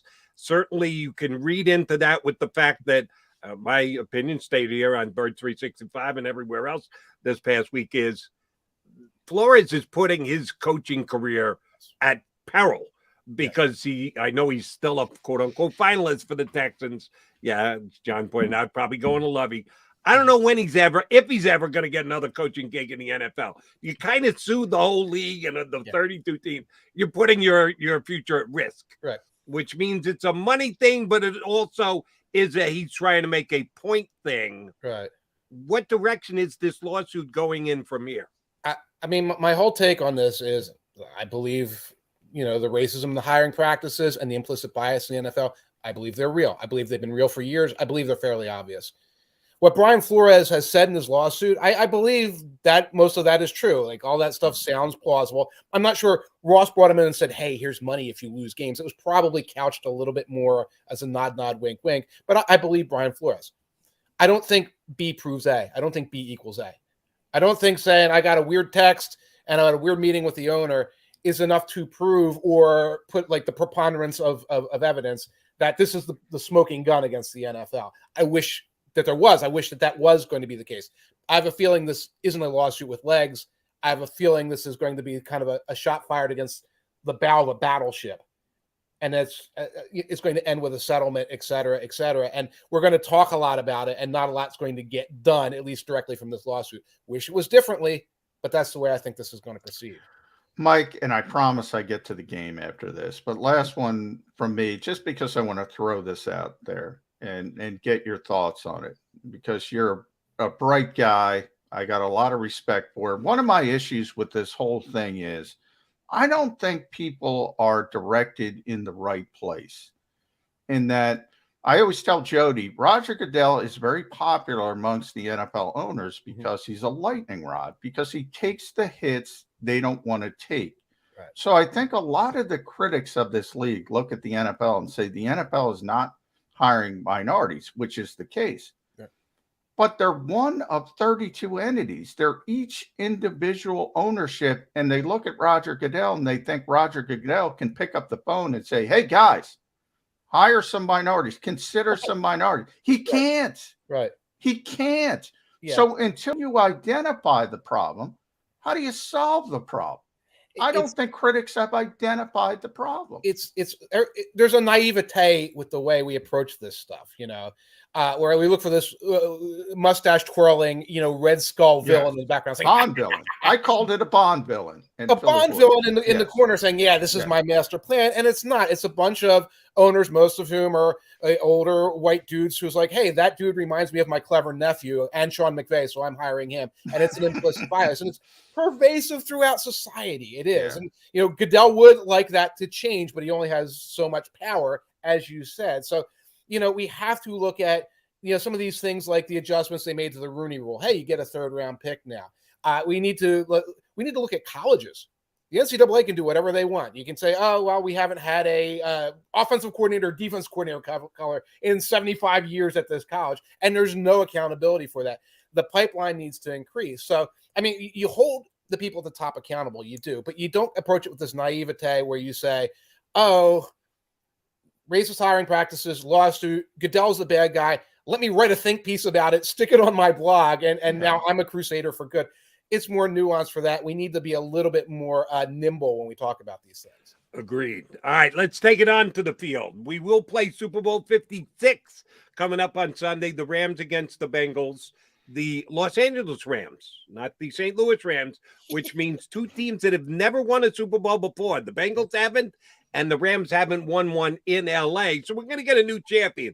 That's a good thing. And, Mike, one thing I continue to point out and have since the two teams qualified for this big game, they got there in two different ways.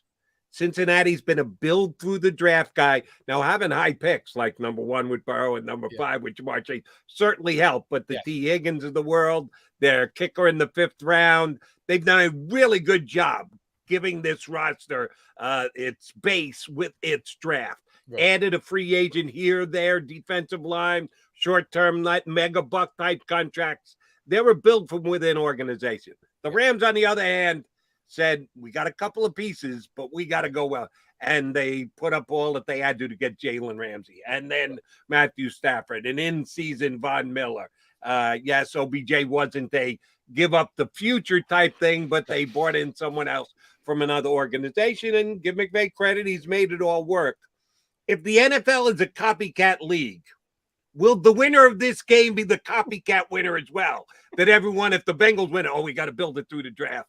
If the Rams win it, oh, we got to sacrifice our draft picks to trade for guys who can jump in immediately. How much of an impact is this game going to have on the way the other teams in the NFL look at roster building? My guess in the short term is the copycat is going to be the Rams for one important reason. There's not a superstar quarterback in this draft that you can plug and play. So in the short term, you say, we're going to do what the Bengals do. We're going to go to the draft and we're going to get Malik Willis looks pretty good. Kenny Pickett looks pretty good. None of these guys are Joe Burrow level prospects. There's no Jamar Chase level receiver, although there's a lot of good receivers. If you go into the trade world and say, we need to get our Matthew Stafford, Russell Wilson might be there. Deshaun Watson might be there. Aaron Rodgers might be there. There's some of these like second tier guys you could talk yourself into. Garoppolo's there. You could do that. So I think in the short term, there's a lot of teams that are going to say, we can upgrade now and go that route.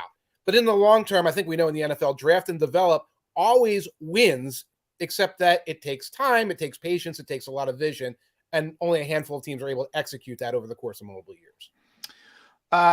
Mike, I want to kind of frame this through an Eagles lens in that I was just tallying this up the other day. Before the Eagles lost Ian Cunningham and Brandon Brown, their scouting staff was 19 deep. 19 deep, wow. And that doesn't even include Howie Roseman and Catherine Raish, who run the show. So it's over 20. So I'm reading Peter King this morning. The Bengals have a scouting staff of 6. Oh. 6. Now, and you're putting up 2. It's probably more like 2. Yeah. Is this one of the greatest accomplishments in NFL history to bring a Mike Brown finance team into the Super Bowl? There's a lot of smoke and mirrors with the Bengals. You the three of us would have picked Joe Barrow, and the three of us either Jamar Chase or Penei Sewell. They made a lot of good free agent decisions this year, right, especially on defense. They have made some good free agent decisions there. It is shocking that they got this far. It is a sort of an accomplishment of the organization. Credit to those 6 scouts doing the work of 3 people each. But this is a team that had the 30th hardest schedule, the 3rd easiest schedule in the NFL this year. They come in as a wild card. They get a couple of upsets along the way. I would worry about like getting too carried away with saying, oh, we have to copy the Bengals method. I don't think the Bengals method, yes, draft and develop is copyable, et cetera. But the idea, like, let's structure things like the Bengals, et cetera, that's the thing that I think teams have to look at and say, no, they got some breaks along the way. They got lightning in the bottle. They got the right guys a few times. And we want to do that, but we also want to do things, we want to spend a little more money in our scouting department, et cetera. It is amazing. On a shoestring for what, about 5 decades now? Yes. So why should a thing like that change for Cincinnati? The results are changing, but their way of going about it not changing anytime soon. Do want to follow up on a name you threw out there, because it's one that I have lost my way with. I have believed all season long that Aaron Rodgers was in his last year in Green Bay, that he was going to be walking away at the end of the year. And then all of a sudden, he started saying nice things about the general manager. Yes. And they've got the best record in the National Football League. And I changed my opinion. I said, now I believe it's more likely that he stays. Then they get bounced in their first playoff game. And I once again have no idea what the hell's going to happen with Aaron Rodgers in Green Bay. Understood it's fluid, not going to hold you to it today here. This has to be your last stance or statement ever on Aaron Rodgers. But as we sit here today, what's going to happen with him? I have a feeling we're going to know soon whether Davante Adams gets franchised. Once they franchise tag Davante Adams, which will be a good move, and also a move to keep Aaron Rodgers happy, then they've got to figure out how to get cap compliant. So they're going to have to move money around. They might have to tell some guys free agency to go. Aaron Rodgers is either going to love all of that or he's going to hate all that. And I'll tell you right now, Aaron Rodgers doesn't believe that the salary cap is real. He doesn't believe COVID's real. He doesn't think the salary cap is real. So if one of his guys has to go out the door and it's like, well, it's to pay you, Aaron, it's to pay Devontae, it's to pay the courts. Yeah, we can't keep Robert Tonyan, even though he's your guy at tight end. Then we might hear the different side of Aaron Rodgers, and the rumors will start again about his unhappiness. But for right now, the very fickle Aaron Rodgers does sound relatively content, and it's trending towards him staying. All right, Mike, I want to go back to coaching, but coaching in the frame of the Super Bowl, because it's Sean McVay and Sean McVay light. And I don't know. The NFC Championship game, I don't know how you felt, but I didn't think that was a well-coached game. Last time Sean McVay was in the Super Bowl, was not a well-coached game. And I feel funny saying this because the guy's in NFC Championship games and he's in Super Bowls. So, you got to give him credit for something. Yeah. But you know how this league is, and Kevin O'Connell's going to get the Minnesota job after the Super Bowl. Zach Taylor, Brandon Staley. What about is coaching overvalued in the NFL now? Is it going the way of baseball in when they scaled back and went to more of let's look at Football Outsiders and do what they tell us to do in the football realm, and then the analytics realm, obviously, in baseball? I think some of that super situational stuff, like what did you do on fourth down? What did you do here? What do you do there? Some of that gets a little overvalued because we talk about it and it becomes the trending topic on the social network, et cetera, et cetera. It's important, but you see Kyle Shanahan make mistakes on fourth down, kind of gets away with it until the end. You see Sean McVay like burn the timeout. We watched Andy Reid burn timeouts for 15, 20 years and still be successful. We saw all kinds of mistakes. I think the longitudinal, what you're doing during mini camp, what you're doing during OTAs, what you're doing during training camp, where you're developing guys, where you're keeping guys on the same page, where they're prepared to play, that element of coaching remains unbelievably important. And I think you see some of these guys are outstanding. McVay's outstanding at keeping that superstar laden roster happy, focused, going in the same direction, going out there ready to play, have a game plan to get Cooper Kupp open, etc. He does all that stuff very well. Shanahan does all that stuff very well. Andy Reid did that stuff very well for years. That's the part that matters. It's hard to quantify. It's hard to like have a hot take about on Monday morning. He blew that call. But I think those are the things that matter. And some of the things that we really talk about are somewhat overstated. All right. Let's put on the thinking cap for the way that you are mentally prepared for this game. I know a lot of people want to have it break down to the numbers and compare who got sacked versus key blocks and the analytical approach. But I want to talk about the mental approach to this game because we've seen so many examples in the Super Bowl of the team that prepared correctly walking away. The team that was overly nervous ended up losing the game. We can go all the way back to Dick Vermeil against the Raiders back in 1980, where Vermeil admitted afterwards, yeah, I had them wound tight, and we played like a tight team in the Super Bowl, and the Raiders were out on Bourbon Street all week long getting ready for the game, and it worked for them. Different strokes for different folks. Which team is the better, do you think, potentially, because we won't know until it happens on Sunday, mentally prepared team? Is it a McVay coach team? Is it a Taylor coach team? Is it a team that's been there before? A lot of Rams players on this team just 4 years ago. Bengals, almost no Super Bowl experience. Right. If you had to guess and gauge the preparation leading up to kickoff on Sunday, which team do you like better? You have to assume that McVay and the veterans in that locker room have memories of how it went down against the Patriots and have a better plan for approaching this week than the Bengals. I think that works very far in the background, particularly this year. You're talking about Bourbon Street years ago. Now we're talking about teams that are not flying in until I believe they're flying in on Tuesday now. Yeah. The structure of the way teams do things now, it's like you're going to be sequestered in the hotel, et cetera, et cetera. There's the overlay of COVID that's going to prevent guys from going out. Like the Rams, we're near home, we can go out. That kind of thing is probably going to be very minimized. So the team that's not traveling, the team that has more experience, I think that works in the background for the Rams. That said, I think the Rams are the better team overall anyway, so I don't even know how much juice that adds on top of things. All right, Mike, I know we got a hard out at 45. So footballoutsiders.com, Mike Tanier, you could read him New York Times as well. Mike, who's going to win the Super Bowl? I think these teams are similar. They both like to spread the field. They like to throw deep. They both got a great number one receiver. They both got a great number one cornerback, but the Rams are better. The Rams are just better during the regular season. If you stack them up player for player, for the most part, they're going to win that. So I'm leaning on the Rams. Yeah, they're not surprised for Mr. Football Outsiders. Mike, great stuff. Good to catch up again. Oh, we will have you back again. Please. And we expect your beard to still be better than either of ours. Yes. You're doing an outstanding job with that, like you did giving us insight in the NFL today. Thanks, bud. Always a pleasure. Take care. Enjoy your week, guys. You got it. Mike. That is Mike Tanier from Football Outsiders here with us on Birds 365. All right, J-Mac and J-Mac still got plenty to cover. 15 solid minutes left with you here on Birds 365. Come on back. Go for the midnight dares. Go for the memories. Go for the view that goes on forever. Go for the bubbles in your bathtub and in your drink. Go to bed whenever you want. Or don't. Go for him. Go for her.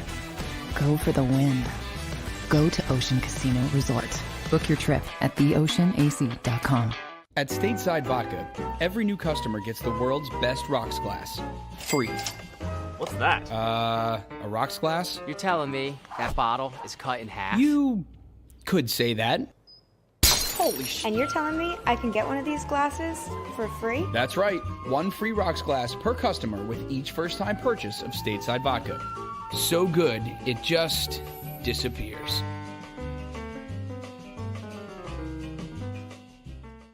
You know you like being right. That's why you should enroll in an Independence Blue Cross plan. It's the health plan chosen by more people than any other, with more doctors and hospitals, more benefits that really rock, more of the coverage you want for the right price, including free doctor visits 24/7. It's a choice you can feel good about, because when you're right, you're right. And when you've got Independence Blue Cross, you're right where you need to be. Call 1-844-200-2583 today to get an Independence Blue Cross plan.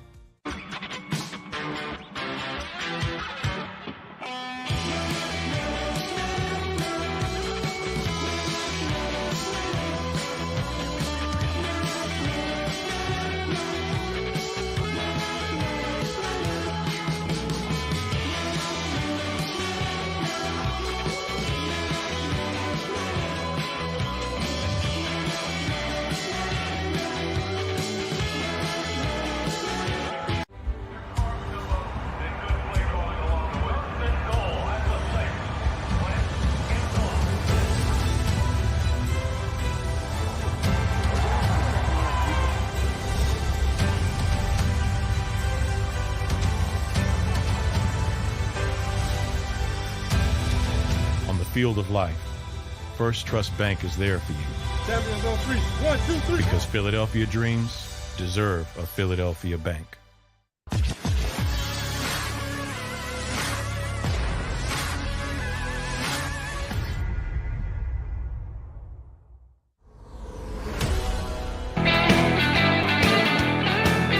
Mac guys, coming down the home stretch on a football Monday, which, by the way, in case you didn't know, and we hope you do, we will have tomorrow's show here on Birds 365 be our last one from the week. The channel itself is taking some downtime around the Super Bowl. We'll be off the next 3 days after tomorrow and a couple of days starting next week. So hope you enjoy the Super Bowl, everybody. We'll certainly have a good show for you tomorrow, helping to prep for it. And along those lines, John, I want to combine two things that we talked about here today on the show, the Super Bowl and coaching movement in the National Football League. I had a chance to get Wade Phillips on my show yesterday on CBS Sports Radio. I thought he'd be a really good get because he, of course, was part of that Ram staff 4 years ago that went to the Super Bowl as a defensive coordinator. So he worked for Sean McVay and he worked with Zach Taylor. So I wanted to get the chance to compare and contrast those two guys through the eyes of a fellow coach. And I knew that he was let go by the Rams. They didn't renew his contract after a couple of years. So I thought maybe I can get an honest opinion. He's not a Ram devotee. And he may actually say Zach Taylor's got a chance to be just as good as coach. I forgot one thing. And shame on me for this.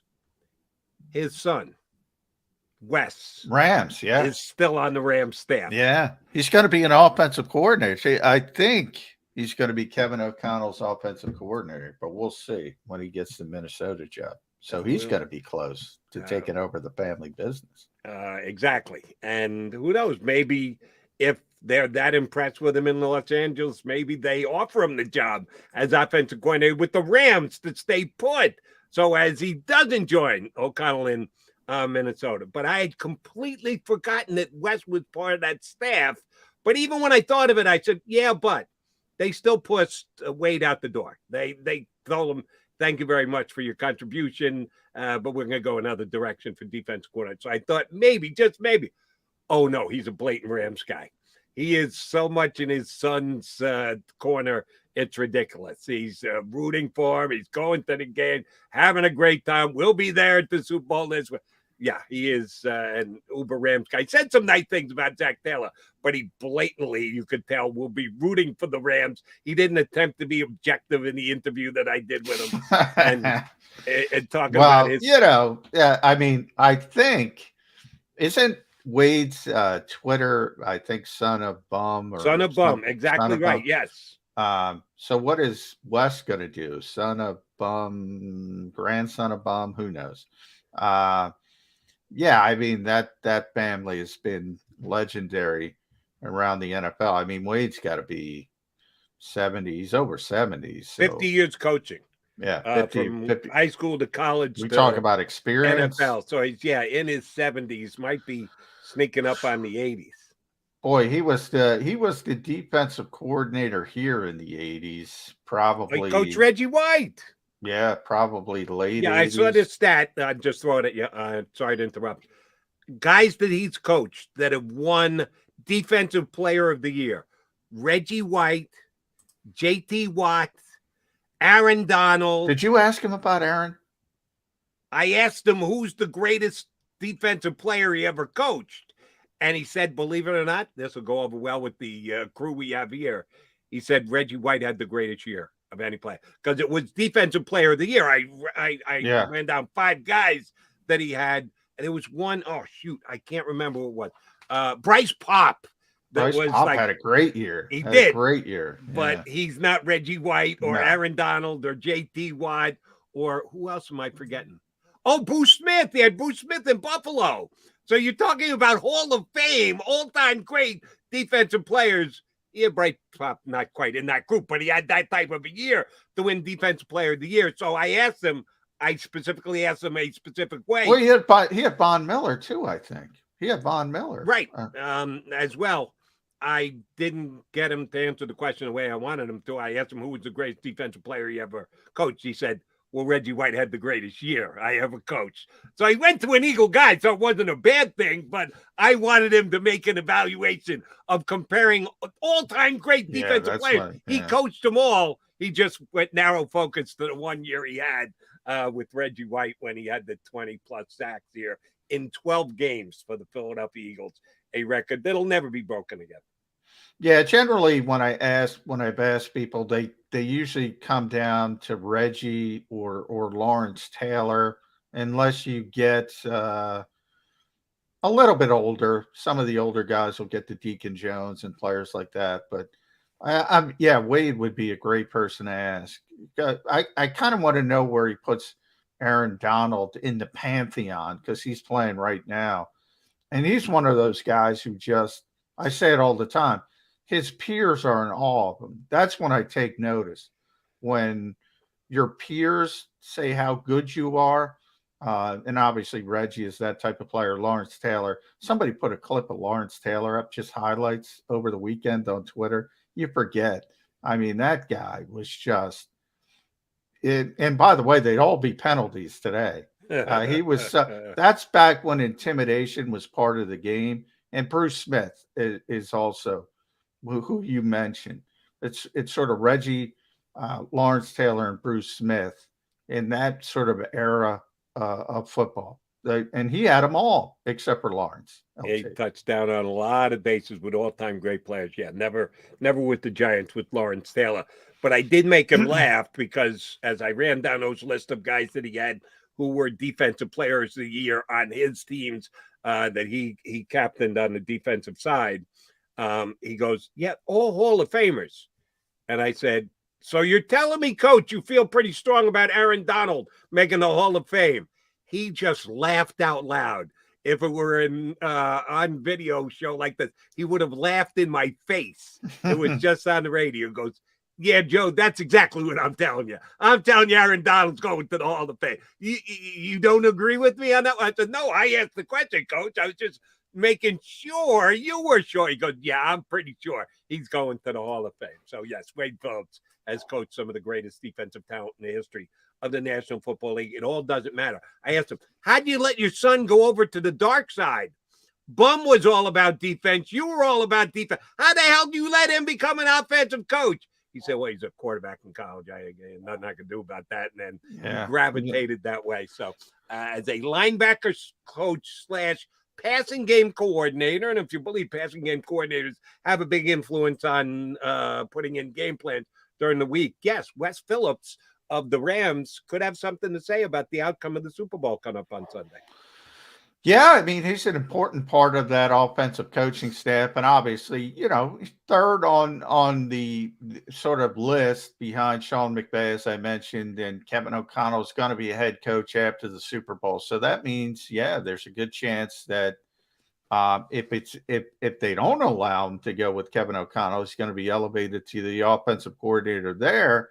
And Sean McVay's become Andy Reid. If you're his offensive coordinator, you're probably going to be a head coach sooner rather than later. So he's in a good spot to you know, you talk about head coaches, grandfather, father, son, NFL head coaches. That's pretty impressive. And the other thing that I forgot when I was doing my prep work for Wade Phillips, you should know this, Mr. McMullen, history buff for the NFL. He has been the head coach of 6 NFL franchises. He's got to have the interim head coach record because he's been an interim head coach at least 3 times. 3 times, yeah. He was head coach of the Bills, the Cowboys, and the Broncos, and he was interim for the Saints, the Texans, and one more I'm forgetting. My bad. But he's been the head coach of 6 different teams. Yeah. There's nobody else in the history of National Football League been the head coach of 6 different teams. Yeah. Interim for the Falcons as well. So Falcons, that's the other one. Yeah. I mean, well, you mentioned it. I mean, and still today at plus 70, you know, I think a lot of people could do a lot of worse on the defensive side of the ball. But at some point, I don't even know if Wade wants to continue coaching. Well, he sounded like he was enjoying being the proud papa of his son and carrying water for his son, who may get a head coaching job before you know it. I think you said it here, something along the lines of anyone who actually ever stands in a urinal next to Sean McVay eventually becomes an NFL head coach. That's all you have to do is get that close enough, and sooner or later you're going to get a head coaching gig. You got to believe it's going to happen for Wes Phillips too. Yeah, I would bet on it. And I just looked it up, by the way, Jody. 82-64 as a head coach. It wasn't bad either. Wade Phillips. Yeah, absolutely a winning record, like 560 something. Yeah, 564. So. Which is not a bad career. And I've said it too many times. I didn't say it to him on the air yesterday. He's one of those guys who was an adequate head coach. He was a great defensive coordinator. And sometimes guys should say, do I want to be great at what I do, or do I want to be slightly above average at what I do? Everybody desires the head coaching position because that's what you strive for. You want to get to the highest position in your chosen field. But he was so superior a defensive coordinator. His head coaching skills probably paled in comparison. But as you correctly point out, his win-loss record is pretty damn good. For a guy who did it as long as he did. All right. Is there going to be a Shield Kapadia signing on Birds 365? I hope so. Shield said he would do it, so I'm going to hit him up as soon as I get off this morning, and hopefully. All right. So I don't embarrass myself like I did with Mike Tanier today. Shield, I've had Shield on radio shows forever. Has he ever been on Birds 365? Yeah, he's been on. Once, twice? I believe just once. Just once? Okay, so if I say that tomorrow, he's not going to get mad at me like Mike did today because I suggested it might have only been the second time Mike was on with us. Yeah, he could have been on. Xander will have to answer Xander, that's what we'll do. We'll make Xander do the work. Xander, look it up now. How many times has Shield Kapadia been on the show? Because he may be on with us tomorrow. Or he may not. You're going to have to come back here in 22 hours to find out. And remember, the channel is taking some downtime around the Super Bowl. Not only us here on Birds 365, but Middle, National Football Show. We're going to take some days off leading up to the Super Bowl and a couple of days after the Super Bowl. So you absolutely, positively want to be here tomorrow because it's our last pre-Super Bowl show. on Birds 365. Partner, I'll see you in 22 hours. You good with that? Let's do it. If you missed any of today's show on the JAKIB Media channel, listen to the podcast on your way home. Available on YouTube, Apple, and Spotify.